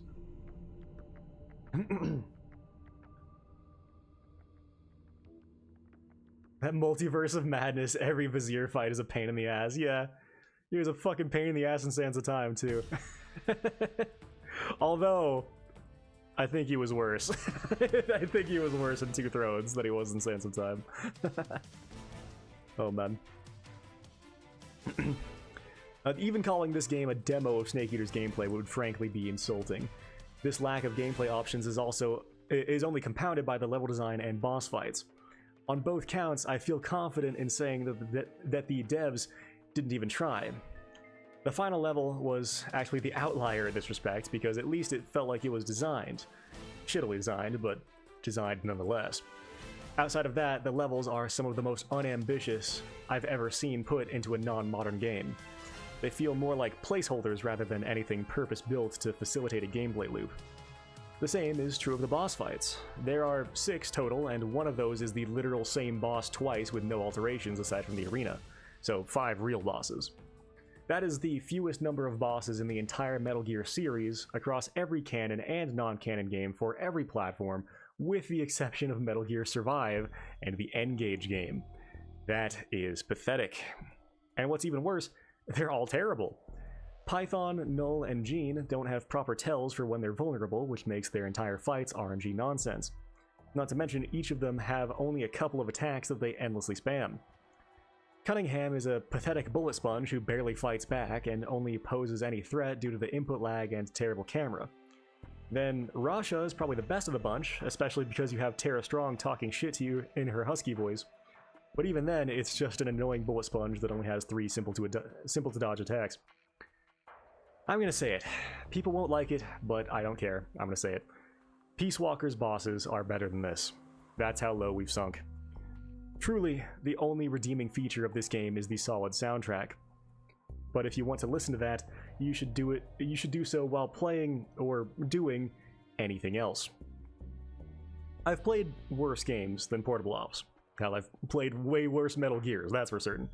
But even so, I almost feel as though I'm being a bit too generous by putting Portable Ops in the middle of the D tier.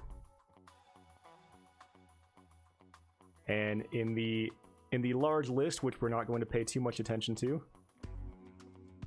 it is right here, just below Lethal Alliance, just above Abyss Odyssey. Which we're not going to pay too much attention to. Damn. That's a D for damn, this shit suck.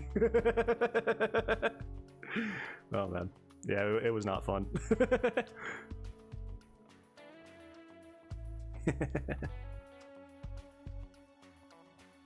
But this song is pretty good. Actually, I think this song is from Snake Eater, so that... Never mind. Now that I'm thinking about it, I'm pretty sure this song is from Snake Eater. Alright. Our next game is Naruto, The Broken Bond on Xbox 360.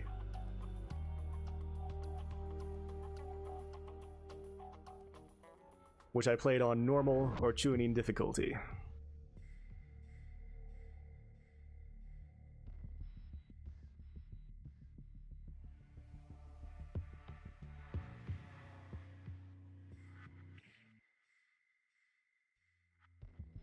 And I had a playtime of 11.5 hours.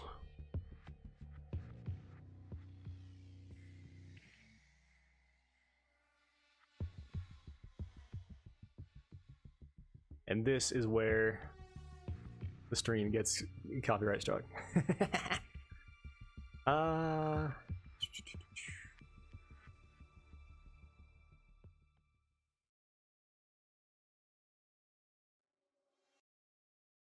There's no way. This has a 269 song soundtrack? Jesus Christ.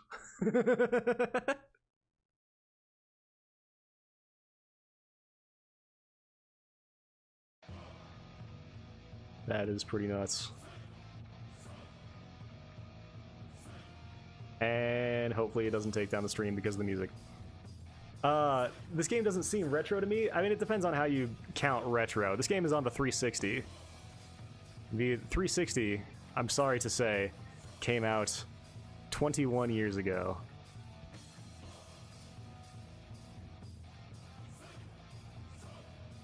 Ah.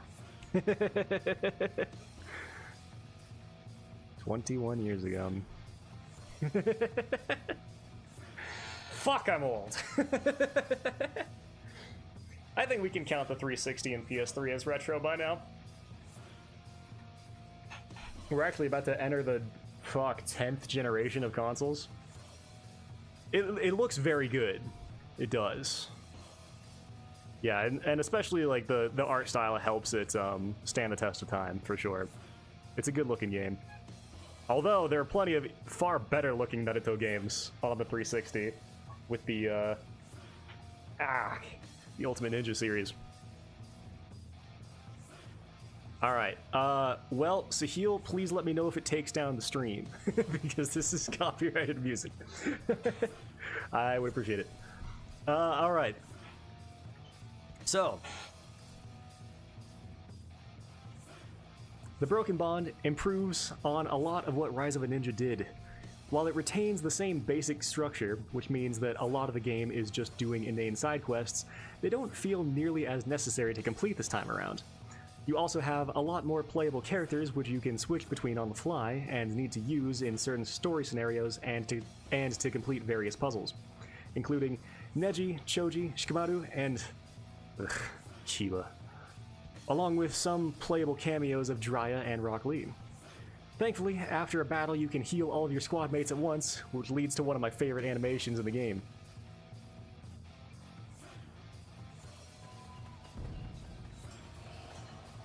Stop! Ramen time. Awesome.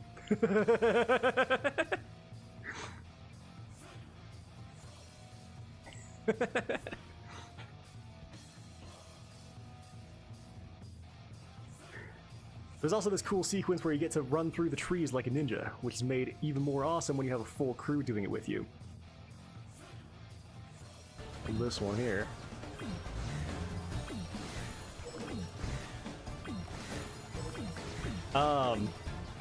This definitely does, as awesome as this is, it definitely does get tiresome after the 100th time you do it.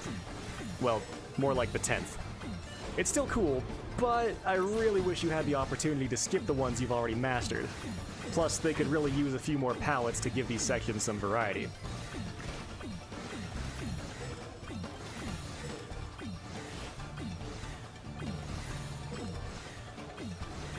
It's also, it's like too fast to react to sometimes. It's very hard to get perfect. I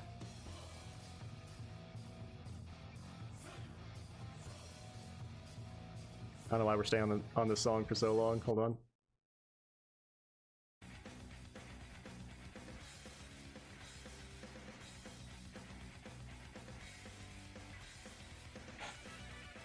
Ubisoft was crazy. Even this game has him as a publisher, but but now his era's ended. Yeah.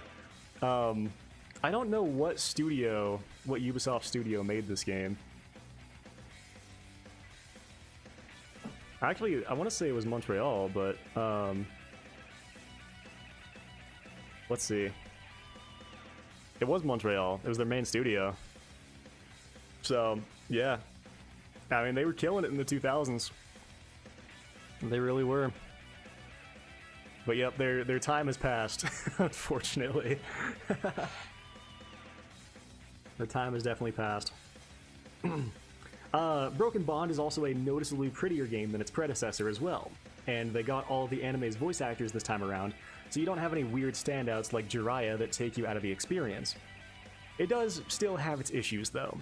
The first half of the game feels rather weak, because so much of it, even the story missions, are focused primarily on the awful filler. And then once you do get to the canon missions, you're playing through the search for Tsunade, which, and I don't say this lightly, is one of the weakest canon arcs of the show. That said, everything does of course pick up once you get back to Sasuke Sasuke Retrieval. Speaking of the canon missions though, there are often some sort of weird requirement for defeating the enemies so that it lines up somewhat with what happens in the show. This is fine most times, but on occasion it absolutely frustrated the shit out of me. One example I can give off the top of my head is that in the final battle with Sasuke, I had to charge up a Rasengan to clash with his Chidori. But I was out of chakra, and for some dumbass reason, the game disables all of your pills in that final section, so Sasuke just killed me in a cutscene with nothing I could do about it, sending me back to the start of the fight, literally undercutting the climax of the entire game and original series. Like, what the fuck? Did no one playtest this fight? Somewhat in contrast to the first game, there's also a hell of a lot of side content that's locked behind getting to nearly the end of the game, which makes for a bit of poor pacing. But on the other hand, it means that you'll have to do a lot less grinding to stand a chance in the harder fights of this game, so it's more of a lateral change. And something that you'll probably only feel if you care about 100%ing. I think the game's biggest issue, though, is the enemy AI. This game's enemies will input read the ever-living shit out of you.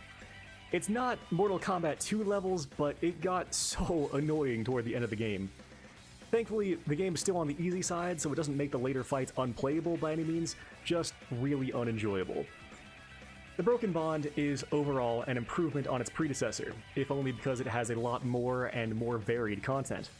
However, not only does the game cover an, on average, worse portion of the narrative, but the bones of Rise of a Ninja are still definitely here, and in most cases, that's not really a good thing. I am placing Naruto The Broken Bond in the C+ tier. And in our big list,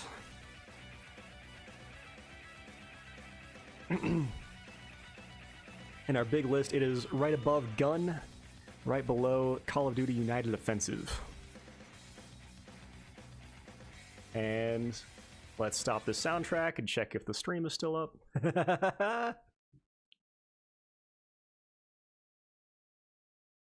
Hopefully it is. Especially with Naruto, I've had my stream get taken down multiple times. We appear to still be okay. Alright, sweet. So, our next game on the list is Ninja Gaiden III, The Ancient Ship of Doom, on the NES and Famicom.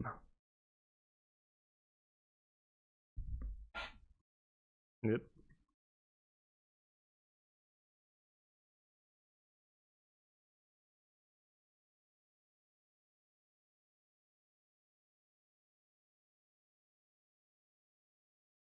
We can watch a bit of cutscene, just a bit. That's all you get. We are okay, sweet. Yeah, Barbie and Naruto always take out my stream. I always get sniped.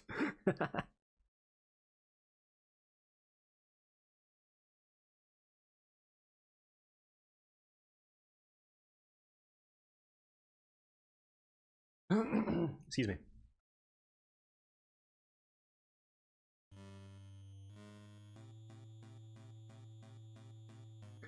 Completed Black Myth Wukong with a good ending. Nice. And how fucking awesome is it?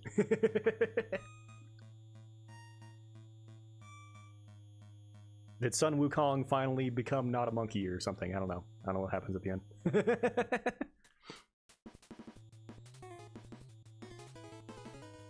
Did he solve his rivalry with the Buddha and achieve enlightenment? I read Journey to the West a few years ago, but I forget most of it. I need to reread it. He did not wear his headband. Okay, so we got freed. Freed from his enslavement. Nice. Let me go and grab another drink real quick here. I'll be right back.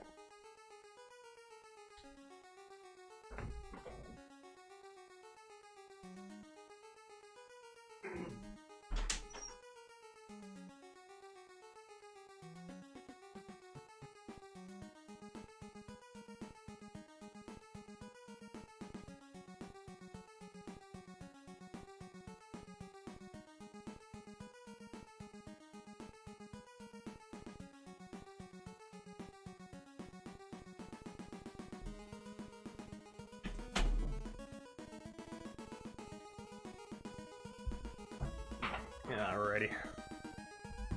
There's a fight with Erlang? I don't know that character.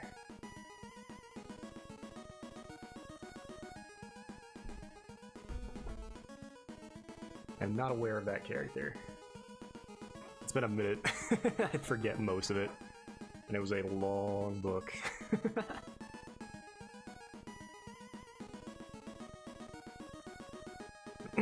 Alright. The Ninja Gaiden 3, The Ancient Ship of Doom, I played on both the NES and Famicom. I emulated both on the browser-based emulator. Although I do own it. I had a playtime of 16 hours. Which for a game that is about 40 minutes long, you can see where the difficulty was at. I've gone back and forth with myself a lot on whether it was worth giving any of the Ninja Gaiden NES games a full recommendation. While they are some of the better side-scrollers that you can play on the NES, they also have a lot of poor design, a fair bit of non-functionality, and though the level of challenge is somewhat overblown, the difficulty is still going to be a non-starter for a lot of people. I finally decided on, at the very least, giving one of them a full recommendation, simply because they are such unique games, and such an important part of gaming history that it would be a shame to miss out on them entirely. With that in mind, I'm going to recommend Ninja Gaiden 3 for a few reasons. While there are still plenty of the first-time player traps, poor hitboxes, buggy gameplay moments, and cottage cheese sword that have characterized the series, cottage cheese sword is what the speedrunners call the sword when it does no damage. There's like a certain frame of the game where if you hit somebody on that frame, then the sword will do no damage. I think that's in all of the games. While there are still all those issues, I think Ninja Gaiden 3 has the best combination of everything that made NES Ninja Gaiden great. There are, however, some small annoyances that are unique to this game in particular. The first is that since you are traveling vertically, hey, this is actually a great example. Since you're traveling vertically more often in this game compared to the others, enemies will often spawn in quite late, which can cause you to get hit unavoidably until you memorize their positions. This is particularly noticeable on the auto-scroller level, which this is the auto-scroller level. That said, memorizing level layouts is nothing new for these games. Banner sword? What do you mean?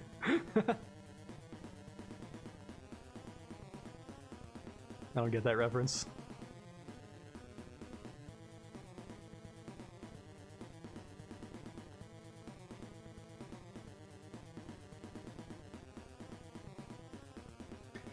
What was really annoying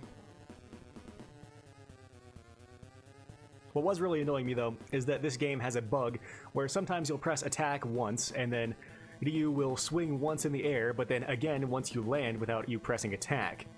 While from what I can tell this bug is frame perfect, it is also perfectly replicable and seems to happen based on your timing from the ground, as it happened a few times while I was swinging up from a handhold. That's what you call cottage cheese in Hindi. Nice, okay. Yeah, the banner sword. Exactly. Oh! God in heaven! Sorry, that's so loud. Sorry. I didn't think it would be that loud. Yo, my bad. Are we all still here? Do we have our hearing? Oh boy. Sorry about that. I'm showing off the cottage cheese sword here.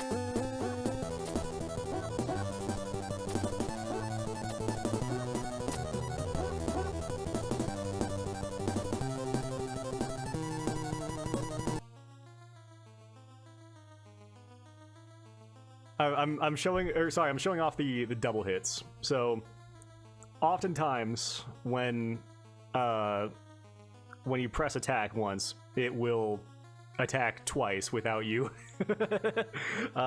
pressing the attack button twice.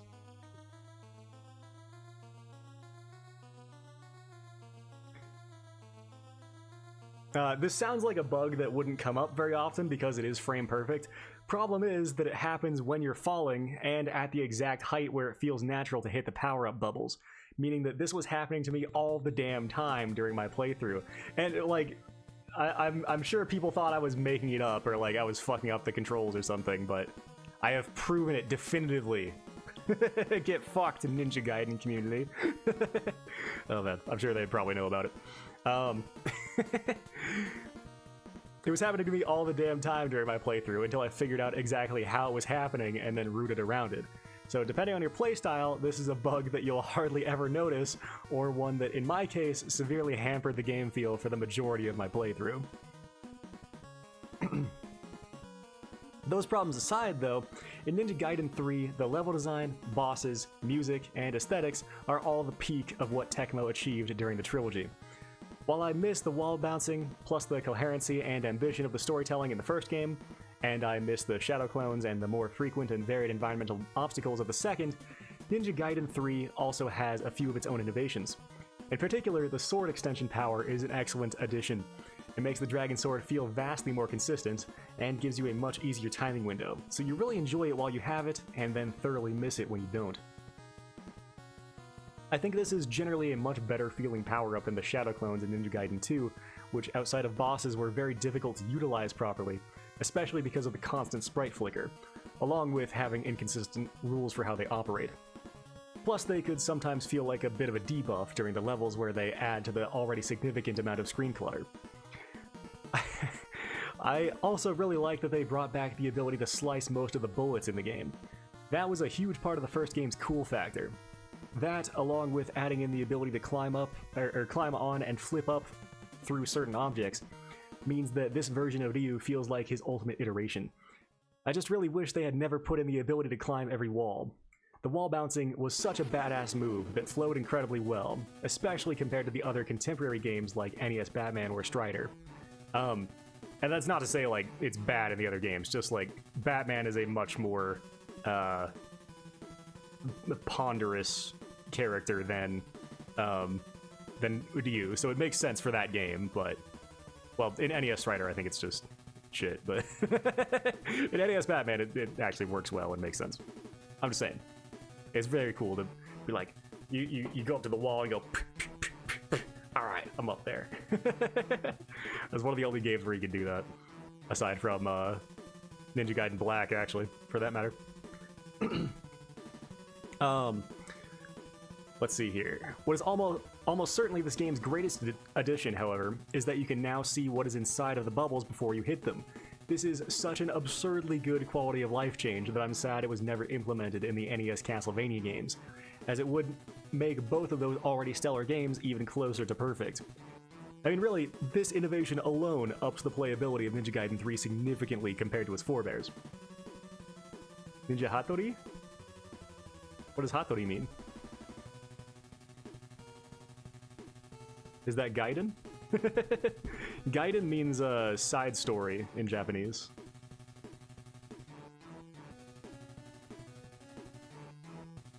What is that, Hindi?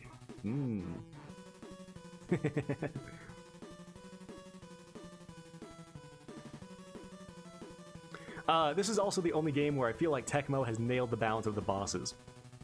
In Gaiden 1, all of the bosses were a complete joke except for the final gauntlet. Then in Gaiden 2, a fair number of the bosses were a bit too RNG, where it felt next to impossible to not take damage on them without invincibility. Oh, that's an anime, okay. I'm not familiar with that one. Ninja Hattori. Hold on. Let me give that a look-see. It's gotta be a new one. No, it's an old one, okay.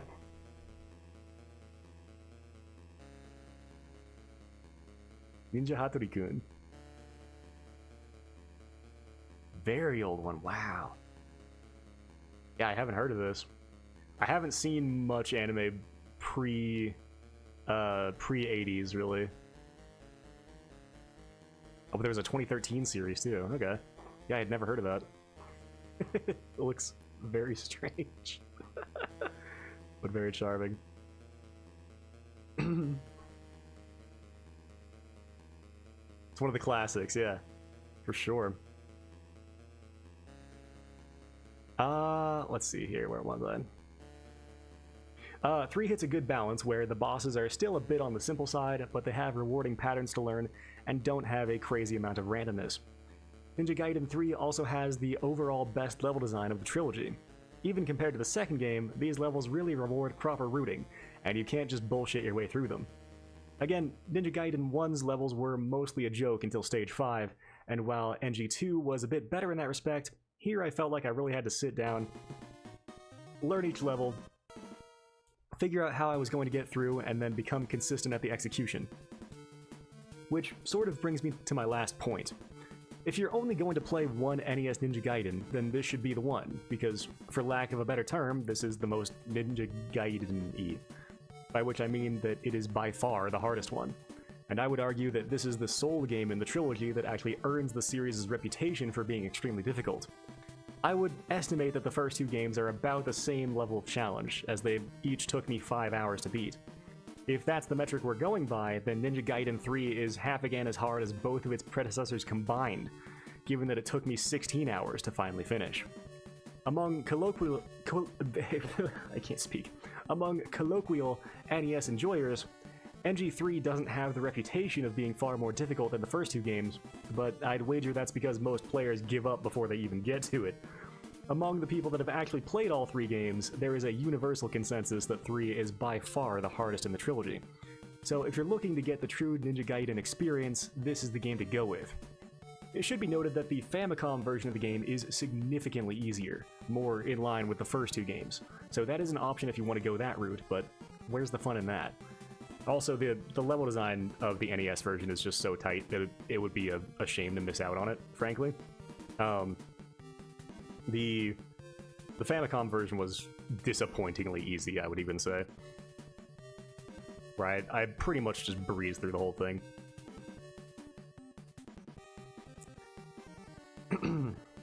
Finally, I know a lot of people are going to be scared off by the limited continues, even though, trust me, that is the least of your worries.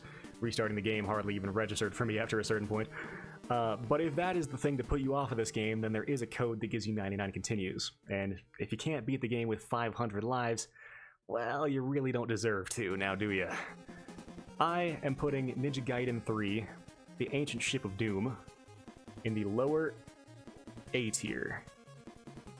Why is he not getting hit from the spikes? He's probably using the fire wheel to get invincibility. Let me see.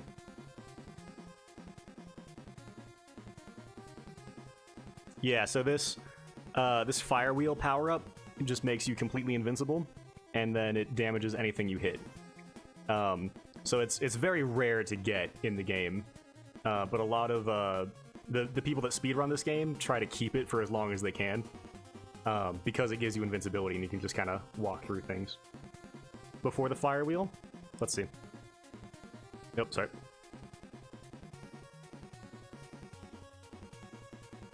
Pre-fire wheel. And that's just the spikes going down.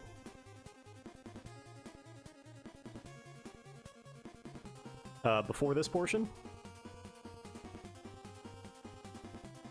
deactivates fire wheel right there. And then again. But if it's before that portion,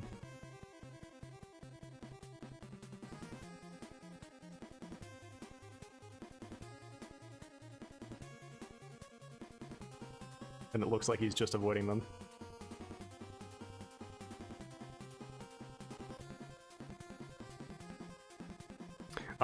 Oh, I see. Right here.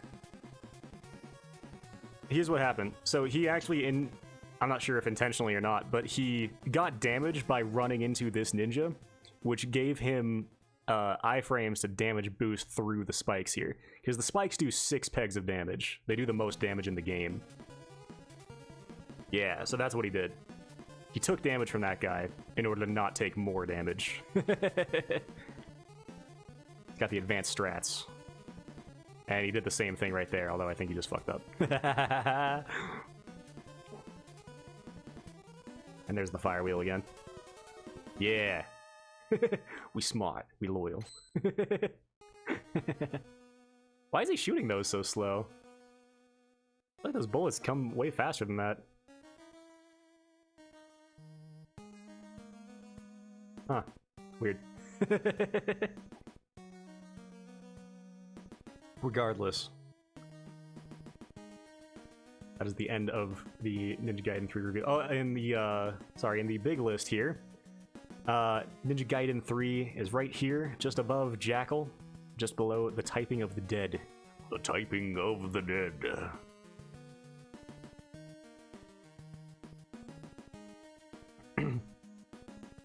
Crazy A tier?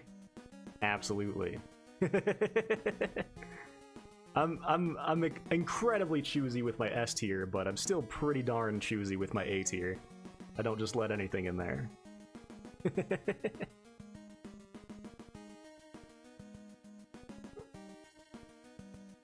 Alright. Our next game is Ninja Gaiden Reimagined by MiniMacro Sound. Developed by MiniMacro Sound. Produced by MiniMacro Sound. Two Thrones is F tier. We'll get there. We'll get there. If it makes you feel better, it's not an F tier. If it makes you feel better.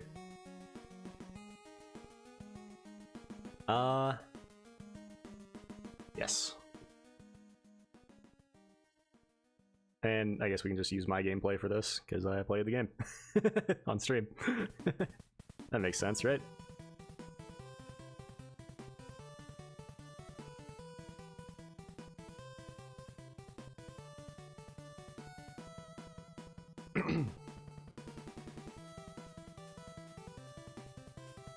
All right.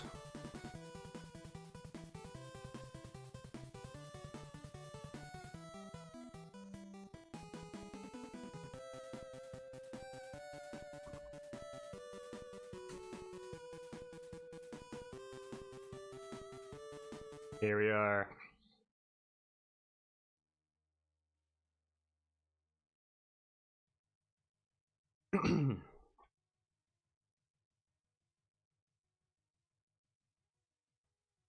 Nope, I was discussing things. Sorry about that. Why is this? As interpreted by MiniMacro Sound, developers, playthrough, and commentary. Oh, that's a developer commentary. Okay, here's the actual soundtrack. There we go.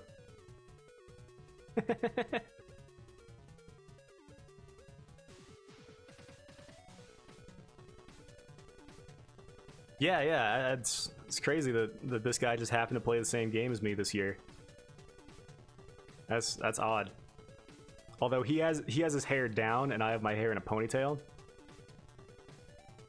And he has a beard. So, but yeah, we look pretty close, right? That's a very strange coincidence. Alright, Ninja Gaiden Reimagined by MiniMacro Sound. Developed by MiniMacro Sound. Scored by MiniMacro Sound. Produced by MiniMacro Sound. Tested and developed by MiniMacro Sound. I played 3 times.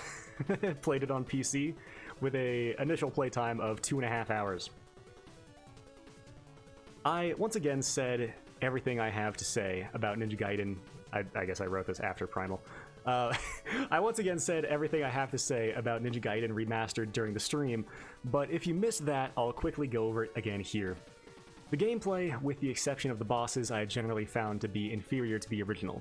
Most all of the skill, tactics, and routing were taken out, yet there are just as many beginner's traps, and since the enemies are on a global timer, you're left with stages that feel haphazardly strung together rather than thoughtfully designed.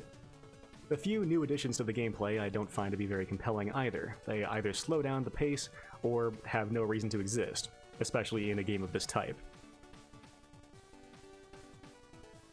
The game is also very bad at rewarding the player for going out of their way to acquire hard-to-reach items.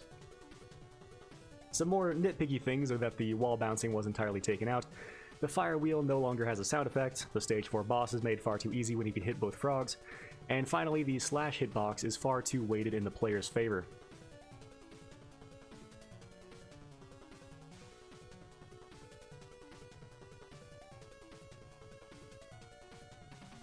Come on, Self, stop talking. I mean, the weird doppelganger guy.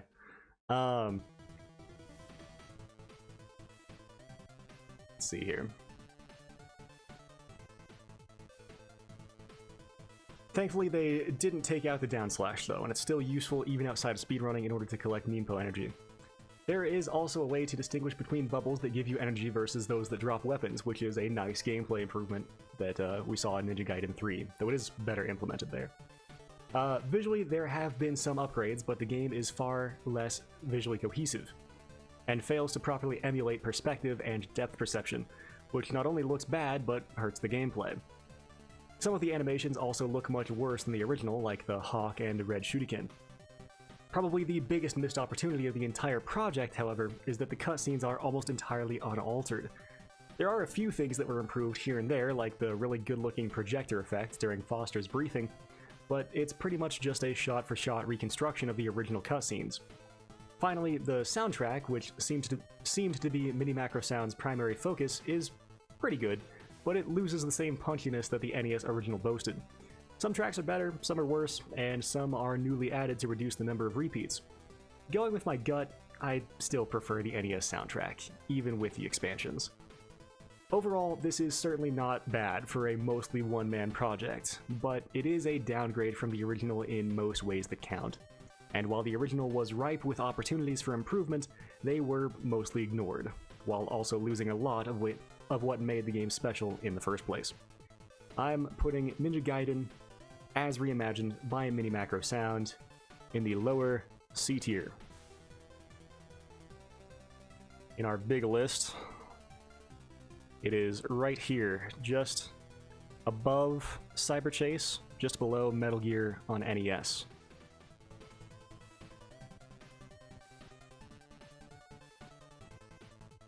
Alright. Our next game is the beautiful, the wonderful, the incredibly long Primal on PS2.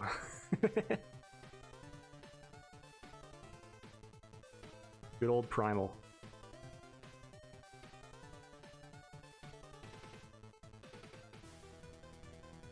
Even the long plays 11.5 hours. Oh man.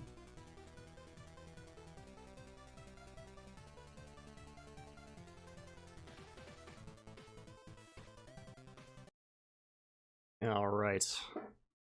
Let's hope the stream doesn't get taken down for this soundtrack either, because most of it was copyrighted. But it didn't get taken down while I was playing the game, so hopefully we'll be alright.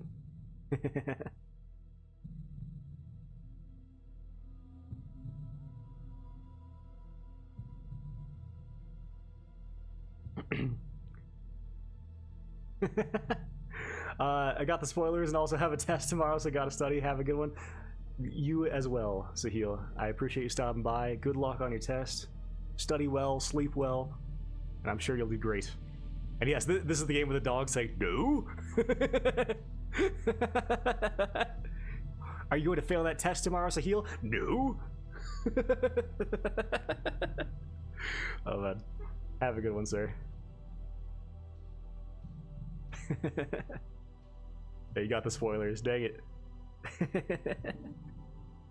Yeah, well, hopefully you're not too disappointed with where Two Thrones ends up, but yeah. But I did my best to rank it fairly.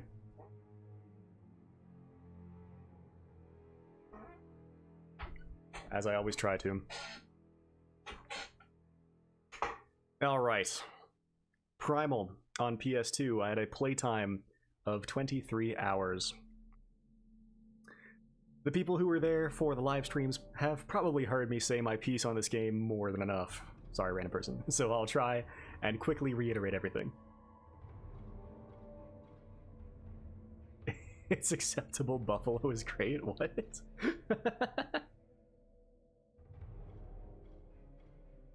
What do you mean? Primal has a lot of problems. The gameplay is mostly boring traversal from place to place that is occasionally interrupted by either puzzles, combat, or a cutscene. And I'm not sure which is the worst among them. The puzzles are either extremely basic or cryptic to the point of absurdity. I can't even remember the last time I had to resort to a walkthrough this many times while playing a game. Excuse me. Granted, part of that was because Chad and I were distracting ourselves with various topics, since the game certainly wasn't going to provide any entertainment.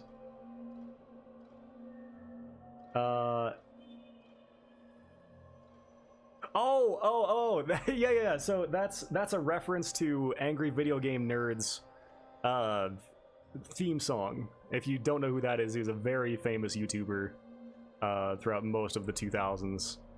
He was like the original video game reviewer on YouTube. Where what is the line? I'd rather have a buffalo take a diarrhea dump in my ear instead of play the game. He'd rather eat the rotten asshole of a road-killed skunk and down it with beer. He's the angriest gamer you've ever heard. He's the angry Nintendo nerd. Yeah. Oh man, if you don't know who AVGN is, then you have some video game history to catch up on. He still makes videos, but he's a dad with a beard now. So yeah, F- tier is I'd rather have a buffalo. ...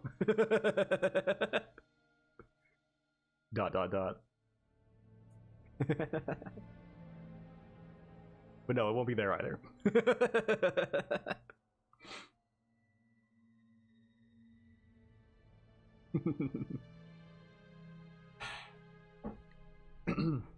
Alright. I can't even remember the last time I had to resort to a walkthrough this many times while playing a game. Granted, part of that was because Chad and I were distracting ourselves with various topics, since the game certainly wasn't going to provide any entertainment. Even so, being a bit distracted may have accounted for some of the confusion on where to go and what to do, but certainly not a majority of it. This game needed much better signposting for its puzzles and exploration. The animations are also incredibly drawn out. I could squeeze in a whole REM cycle in the time it takes Jen to check if a door is locked, and her running speed is also quite lethargic, meaning that exploring these large levels takes far longer than it reasonably should, and adds to the already groan-worthy pace. The combat was also not thought through or playtested at all.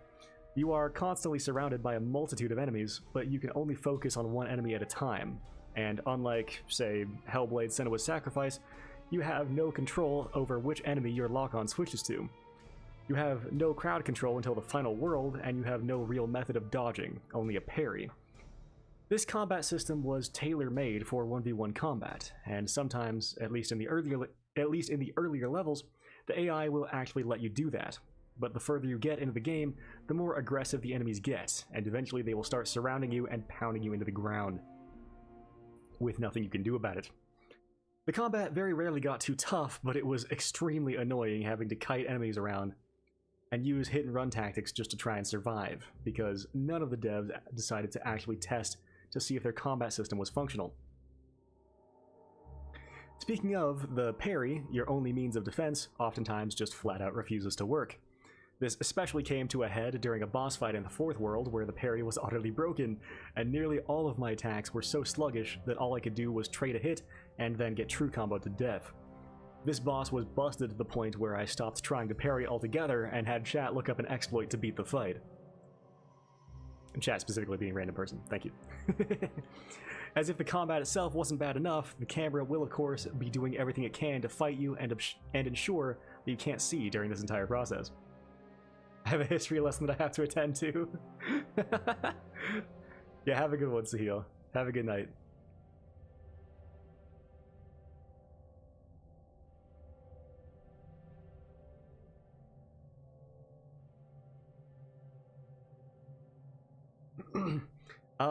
The camera will be doing everything it can to ensure that you can't see during this entire process. Ditto goes for the exploratory camera as well. You'll also have no choice but to spam attacks at blocking enemies until one finally gets through, because there's no guard break. You can taunt, but all that does is leave Jen open to attack. The combat system is poorly conceived, very janky and clunky, and even then, it only works 50% of the time. It's absolutely horrid. This is actually the best puzzle in the game, probably. Rolling that wheel down to break a wall. Finally, you would think that the one saving grace of this game would be the story, but you'd be deeply mistaken.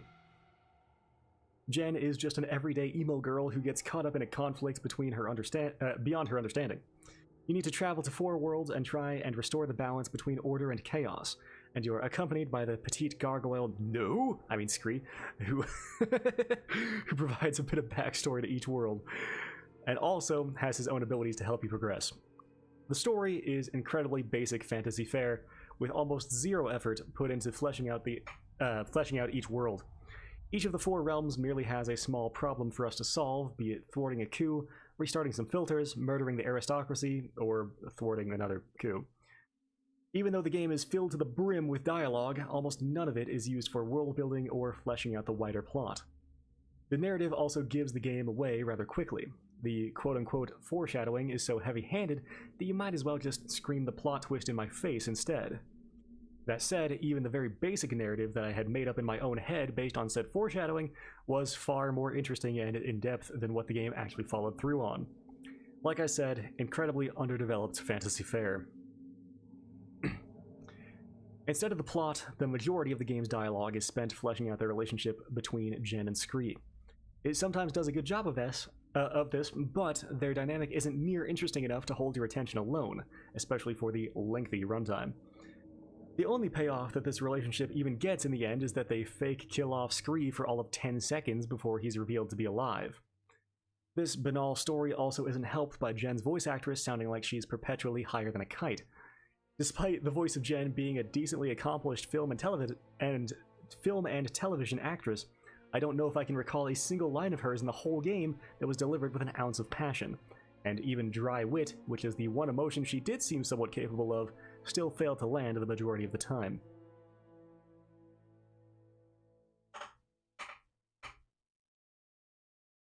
So that leaves us with the aesthetics and music. I found the game to be quite visually bland. Maybe I'm just jaded at this point, but I really don't think so.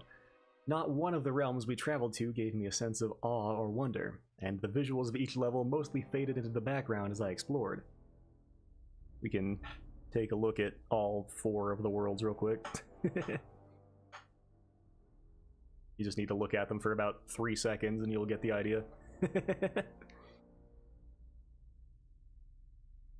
You can also hardly even tell a difference between Jen's different forms at a glance. As for the music, to the great chagrin of my monetization, Primal features a licensed soundtrack by 16 Volt, a lesser-known American industrial rock band, although we've mostly had ambient tracks thus far. I said it on stream and I'll say it again, this was by far the best portion of the game. One could, and frankly should, question whether this OST fits tonally with the rest of the game, but you know what?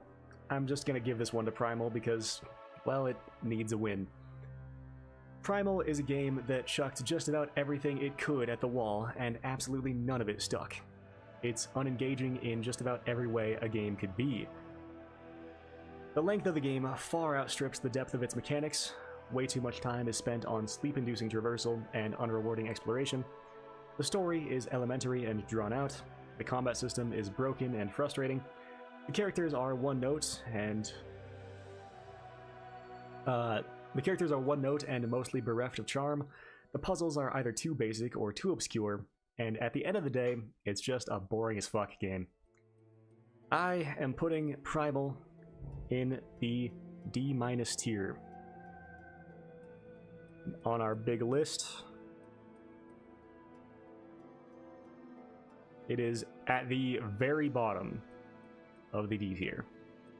It is as bad as a game can be without being unplayable.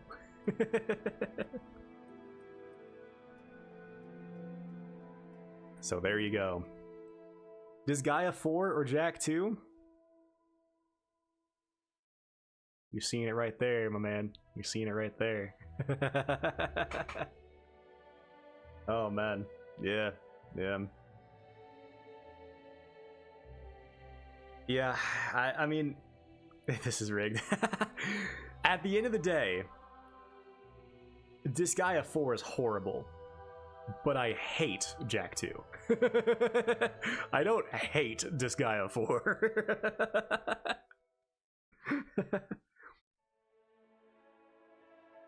I've only played about 4 games ever that I hate, philosophically. But Jack 2 at least has Torn. Yeah, but so does Jack X, and that didn't really help much, did it? Why is Torn a character that you like?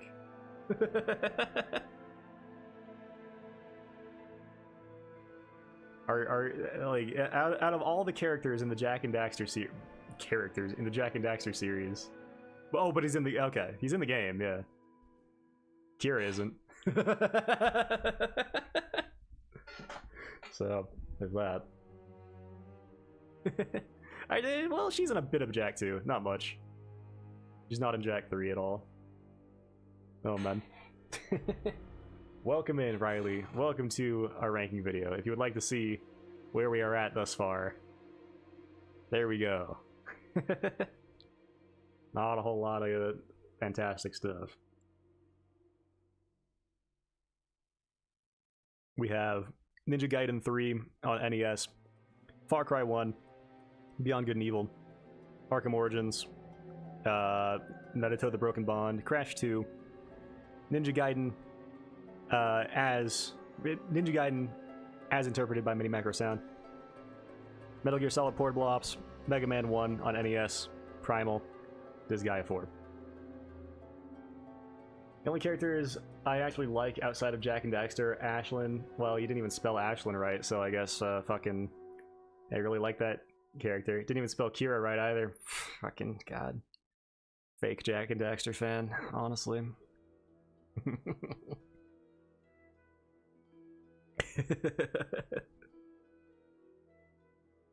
You're gonna call it Jak and Dexter like every other Jak and Daxter fan I've seen?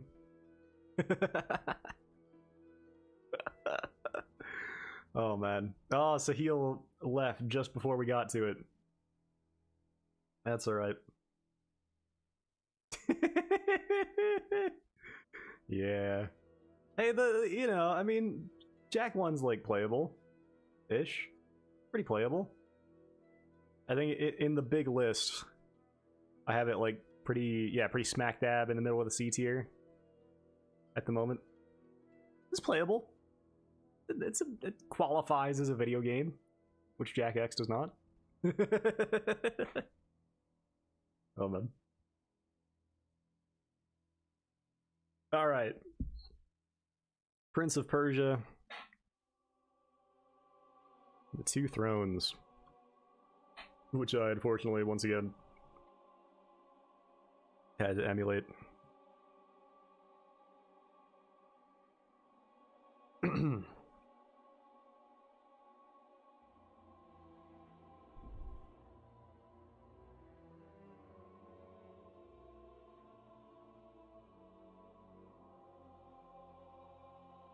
Alrighty.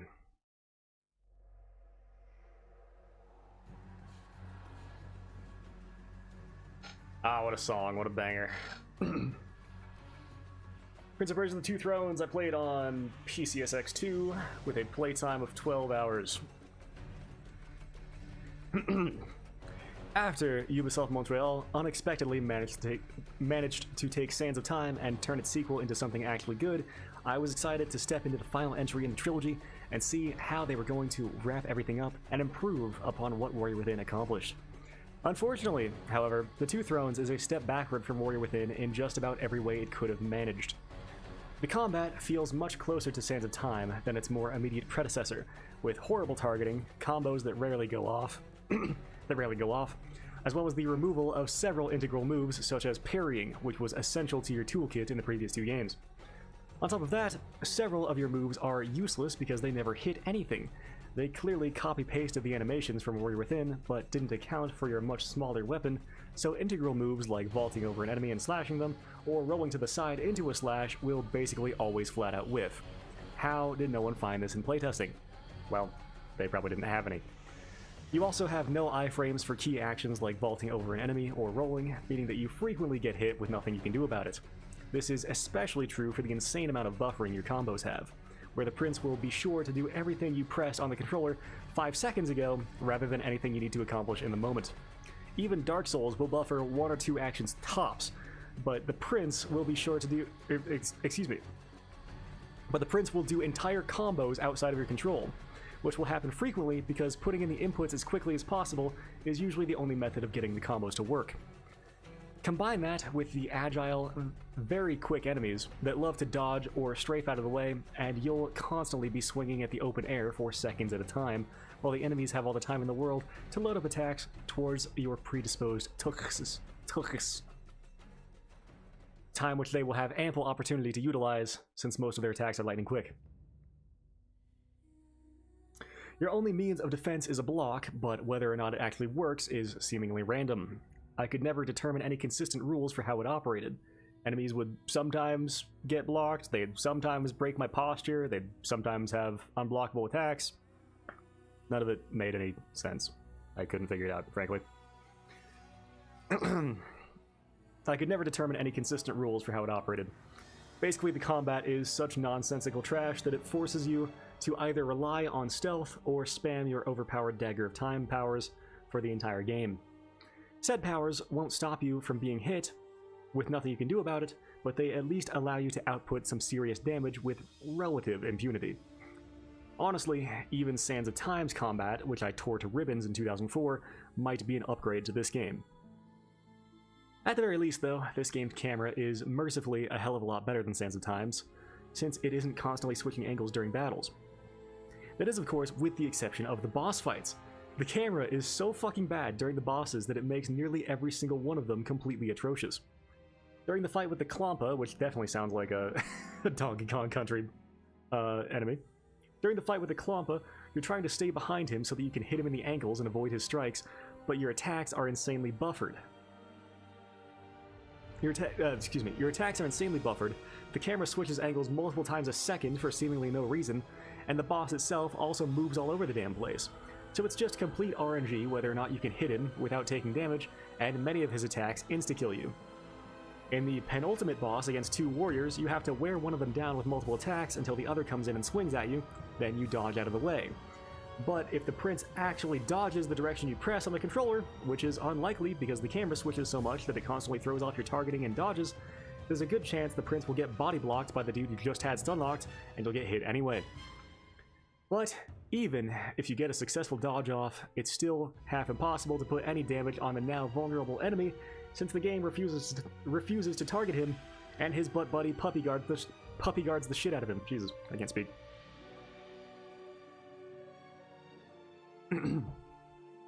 Excuse me.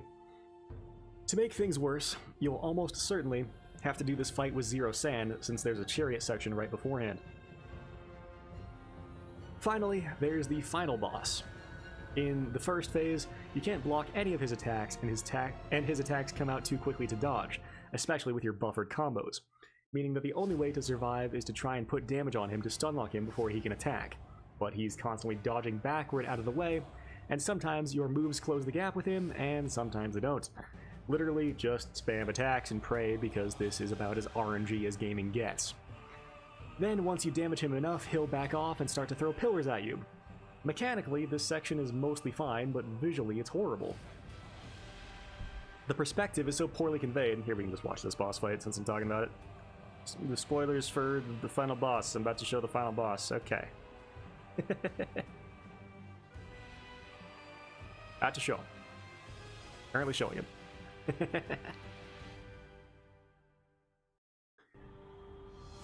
The perspective is so poorly conveyed that for multiple attempts I didn't even understand where the pillars were coming from. The Vizier pulls the pillars toward him and then throws them at you, but there's no sense of depth because they don't get any smaller when he pulls them into himself. So I thought they were just coming in to hit me from the side of the screen. I think that's actually the, slightly before this. This is second phase. There's 4 phases. Or I guess 3 phases, but this is like the second part. Yeah, where he throws those pillars. Oh man. Oh, what the fuck happened? No, what the fuck happened? Son of a bitch! Lost my place. Alright. There's no sense of depth because they don't get any smaller when he pulls them into himself, so I thought they were just coming in to hit me from the side of the screen. Then there's the second phase where the Vizier is controlling a whirlpool of rocks and you have to wall run up to him for a finishing move. This would be fine, except that the camera is so zoomed in you can't see the rocks coming at you, so until you learn the timing of them through trial and error, be prepared to take a lot of damage with very little you can do about it, especially because the rocks take off large chunks of your health, have horrible hitboxes, often still hit you even when you're in what should be a safe zone, and if you screw up at any point, whether it's the QTE of the finishing move or getting hit by a rock, the prince takes so damn long to get up off the ground with no iframes that you'll almost certainly be hit by at least one more rock, starting the process over again. Finally, you have to do a platforming section to get up to the Vizier and finish him off, which would be cool, except that he's constantly chucking magic at you, which you have no method of avoiding, and if you happen to get hit by it, you fall and instantly die. Which sends you back to the very start of the fight, of course. With the exception of the Mahasti, which is just a boring sword sponge, these bosses are all unplayable. Truly up there with some of the worst bosses I fought in a video game, and each is even worse than the last. Aesthetically, Two Thrones is a step down from not just Sands of Time, but even Warrior Within, as you'll either be stuck trying to squint through all the insane amounts of bloom, or squint enough to see anything in the darker sections. Even on a technical, graphical level, the game looks like it released before both of its forebears. The gameplay implements are also not visually distinguishable from the regular environmental accoutrements, leading to a near constant affliction of where the fuck do I go syndrome. This was never an issue in the previous two games, but apparently the developers forgot how to design environmental visuals after Warrior Within. This is added to by the rather poor design of a lot of platforming sections. Similar to the early Uncharted games where you're truly supposed...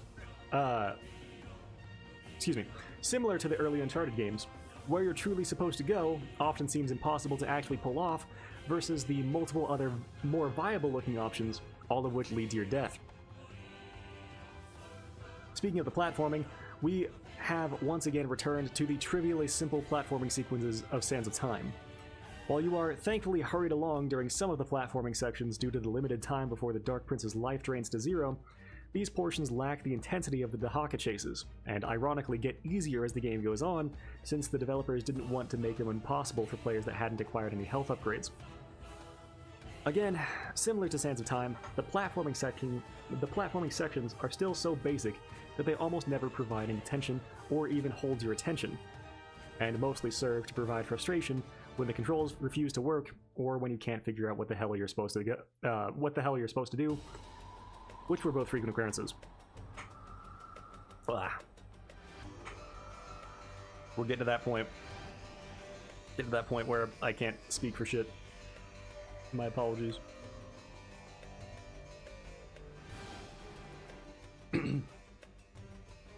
Finally, the narrative is hot trash. It was clear that the devs viewed their greatest success as a mistake, since they attempted to retcon everything that happened in Warrior Within as quickly as possible. Given that the prince stopped the Sands of Time from being created in Warrior Within, the Dagger of Time would no longer exist, since its primary purpose was to be a key for the Sands of Time, and also to utilize the Sands of Time, which only existed in the first place because the prince killed the Empress of Time. Ergo, now that the timeline has been changed, the Maharaja, and therein the Vizier, would have never acquired the Dagger of Time, since it would have never existed, since it was never created by Kailina. And yes, Kailina created the Artifacts of Time. The proof of this is in the first ending of Warrior Within. Immediately after Kailina is killed, the Dahaka seizes the amulet from the prince to restore the timeline, since it was no longer possible for it to have been created in that time. I should say, this isn't a plot hole in Warrior Within, since they're in the present in that moment. Anyway, given that's the case, the same would also be true of the Vizier's staff and the Dagger of Time. So the Dagger of Time wouldn't have existed for the Vizier to stab Kailina with it, which sets off the events of Two Thrones. Actually, I'm getting ahead of myself. Let's back things up. The Vizier, with no supernatural power whatsoever since his staff that shouldn't exist is only given power by the Sands of Time, somehow gathered a gigantic army to attack Babylon through means and for reasons that are never explained.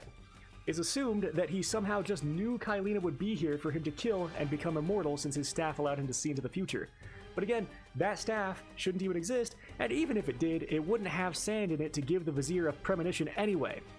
Yes, I think it's safe to assume that while the dagger somehow had sand in it at the start of Sands of Time, the staff did not. Otherwise, the Vizier would have just used his power to take the dagger from the prince without needing to trick him into releasing the Sands of Time. That's at least what would have to happen for the plot of Sands of Time to make any sense whatsoever, but the plot of Sands of Time is also garbage, so why am I even trying to reconcile it? Oh god, I can't. This shit is fucking blinding me. Oh god. Where was I? Plot of Sands of Time is shit. I think that's where it was. Somehow the Vizier Returned is also just a complete retcon on multiple levels. I'm not sure if the devs did, but I played Sands of Time, and the entire reason the Vizier was so intent on acquiring the Sands of Time, along with the dagger in the first place, was to make himself immortal because he was dying of disease. So why is he still alive 7 years later? Answer: because the devs wanted to bring him back without a second thought. And also Farah, for that matter, who is literally just in Babylon for no reason. Here, I'll write the plot for the devs.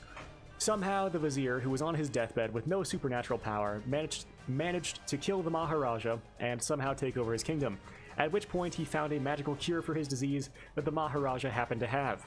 After Farah was unable to stop her father from being killed and had her country taken out from under her, she fled to Babylon. Why didn't she flee to Azad, which was closer? Shut up. That's why.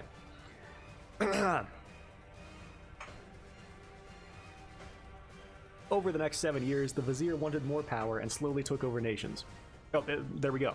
Farah did go to Azad, but the Vizier took that over as well, so she fled again to Babylon. Plot hole solved. Autism crisis averted. But anyway, the Vizier took over nations until the Maharaja's kingdom was strong enough to take on Babylon, and now here we are. That doesn't explain why the artifacts of time still exist, but that's the best I can do. Another retcon is that it clearly wasn't the Vizier in the true ending cutscene of Warrior Within. As we see at the end of Two Thrones, it was the Dark Prince, but that doesn't make any sense because, again, the Sands of Time are destroyed and the Dark Prince was a manifestation of them. If you wanted to have the Dark Prince, which you should, he's a cool idea, please, God, change the voice though. But if you wanted to have the Dark Prince, don't make him a manifestation of the Sands of Time. Make him a split personality that develops due to the Prince's experiences with time travel. The problem is, the devs painted themselves into a corner with Warrior Within. They needed some way to kill Kylina to give the player the Sands of Time again, since the rewind feature is the only reason why the first game was even successful. Sure as fuck wasn't the gameplay, narrative, or performance.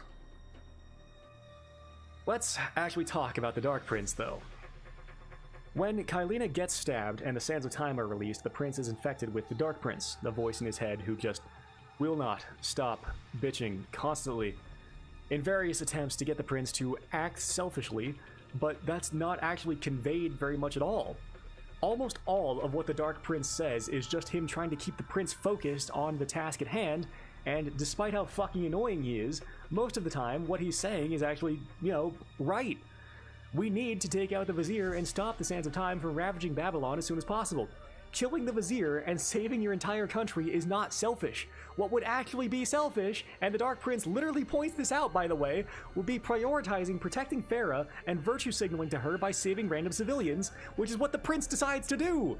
And then the narrative treats this as though it's the morally correct path, because this game was written by idiots. Which is truly amazing, because the trilogy has consistently been written by the same two people. I know what you're thinking. How did Warrior Within's narrative turn out so well? Fuck if I know. Maybe they ate their Wheaties that morning. It's like, how? How do the same two people that wrote Sands of Time and Two Thrones actually make a pretty darn good narrative in Warrior Within? It's amazing. God. Regardless, the Dark Prince is the final villain of the game, but instead of integrating it and understanding that our selfish desires will always be a part of us, that we must be aware of and not allow to overtake us, yet sometimes need to be let out in order to achieve our goals, kind of like the narrative of the original Prince of Persia, we instead banish our lower nature entirely, because that's totally how that works. Jung is rolling in his grave as we speak. That's enough about the narrative, though. Like I said, it's truly terrible. Is it more philosophically damaging than Sands of Time's major theme of Stockholm Syndrome and misogyny is, so freaking hot? Honestly, I don't know, but probably yes, actually. Probably.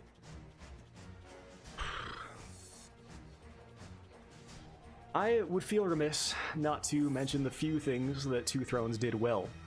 I enjoyed the return to the more West Asian inspired soundtrack rather than the fairly monotonous heavy metal of Warrior Within. I wish that had coincided with a return to the stylized fantasy aesthetic that worked so perfectly in Sands of Time, but what can you do? Also, the stealth is decently well implemented. You're rewarded for picking out the correct target, and while the QTEs give you a small window to react, this is preferable to the alternative, as you actually have to learn the different animations for each stealth takedown, rather than being handed a free insta-kill for no effort. Excuse me. And it's satisfying to get better at it the more you play the game. It does make for a steep initial hurdle in difficulty, but frankly that's something that every game in the trilogy has struggled with. I remember probably the hardest part of of Sands of Time was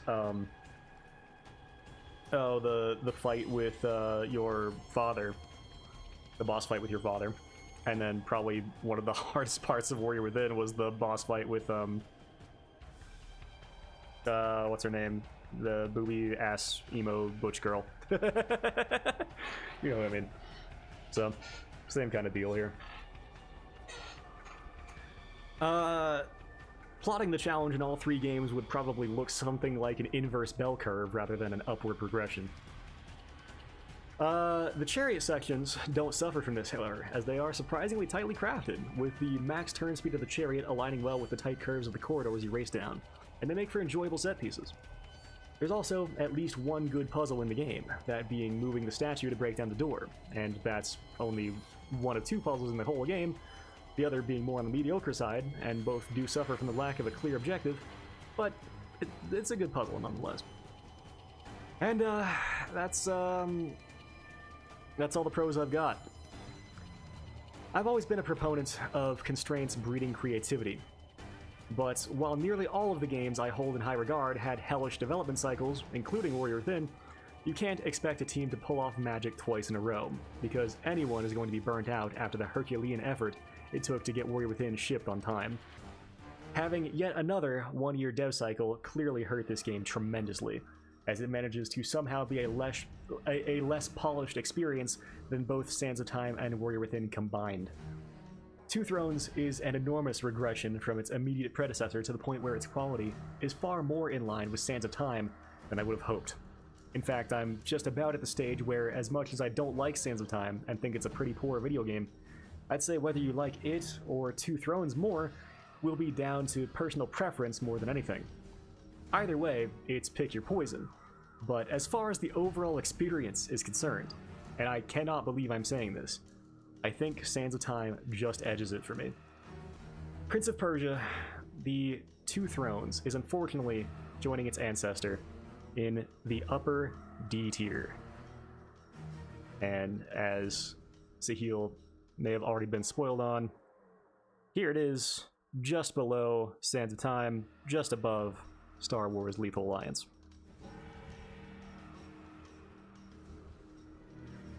Not great. Not great. But that brings us to our final game thus far. And I didn't get Jack Axe written in time, so sorry on that front. Short version, it sucks. Our final game is Time Crisis 5.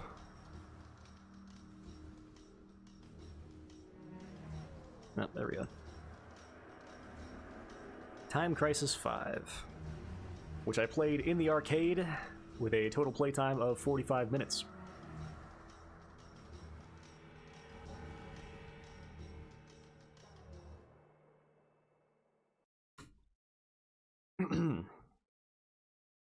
Alrighty.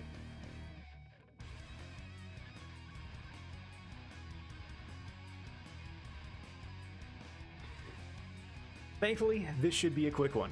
Time Crisis 5 has only a few issues, but they are drastic enough to pretty much ruin the whole experience.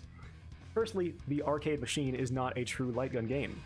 Time Crisis 5 uses optical camera tracking rather than photodiodes and a CRT screen. Yes, this is how most modern light gun games operate, but most modern light gun games slow down their gameplay and increase target sizes a bit to account for the lag and imprecision. Does Time Crisis 5 do this? No. This makes it very annoying to land shots on small, fast-moving targets, while trying to compensate for the half-second of lag inherent to the 55-inch LCD screen. Not only that, but Time Crisis is a series that requires you to react extremely quickly to oncoming damage and release the pedal so you duck back into cover. This is rendered absurdly difficult due to the aforementioned lag, if not oftentimes downright impossible. So if avoiding damage is nigh impossible, how did I beat the game? Just quarter feeding? Not quite. In Time Crisis 5, you have two pedals, each of which change your position between two different pieces of cover. It's integral to use these frequently to shift positions in order to get a new angle on enemies, especially those with shields. There are two problems with this, however. The first is that due to this system, you are pretty much always standing on one foot while playing, which, after 45 minutes, really does not feel good. Secondly, and far more importantly, however, the AI is very slow to realize that you've changed positions. It takes them a few seconds to see you and switch their aim over to your new hiding spot. This means that you can effectively cheese the game by just constantly switching positions, and that is more or less what I did throughout most of my playthrough. Outside of the bosses with attacks that can hit both pieces of cover simultaneously, this is a near foolproof way to beat the game while barely taking any hits. Time Crisis 5 is also ugly as sin for a 2015 arcade release. The Star Wars Battle Pod game was similar in this respect. Both look like early PS3 titles at best. The aesthetics and cinematography are still solid, but you can definitely tell that Namco's priorities have shifted about as far away from the arcades as possible. Finally, this machine did have recoiling guns like Time Crisis 2 and 3, but it was absurdly pathetic. You could barely even notice it. Granted, this could have just been a problem with the solenoids on the unit that I had in this particular theater, so take that with a grain of salt. Combining these factors made for a pretty poor experience, and frankly just made me yearn for the days of true light gun games, not these phony imitations. A while ago, I said that I really wanted Namco to make a home port of this game, but that was before I'd actually laid my hands on it. Now that I have, they can keep it. I am also putting Time Crisis 5 in the upper D tier. Somewhat high in the upper D tier. Here it is, just above 1942 Joint Strike, just below Gauntlet Slayer Edition on PS4.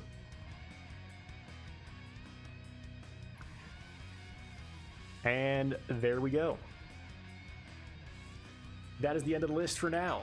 I know, I've been slacking hard, only 13 games at the midpoint of the year is pretty piss poor for me, but I'll try and make up for it in the next few months. I'll try and play more things. But yeah, assumedly no one is here, unless Riley's still here.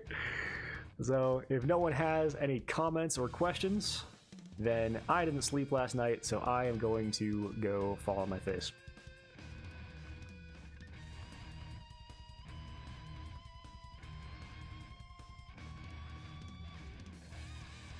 This person is somehow playing with a mouse, it looks like.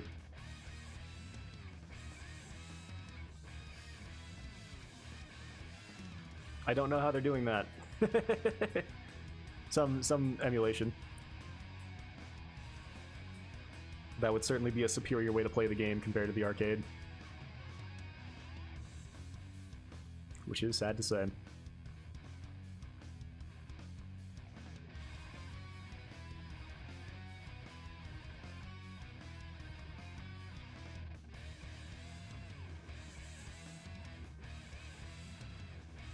Alright, it looks like no questions or comments, so I am going to call this a stream and get out of here. Hey, we kept it sub 3 hours this time. I'll take it. I'll take it. Have a good one, everybody. Play some games. Probably not most of what I had on this list. Play some Ninja Gaiden 3 and Far Cry. Yeah. I'll see you guys later. Have a good one.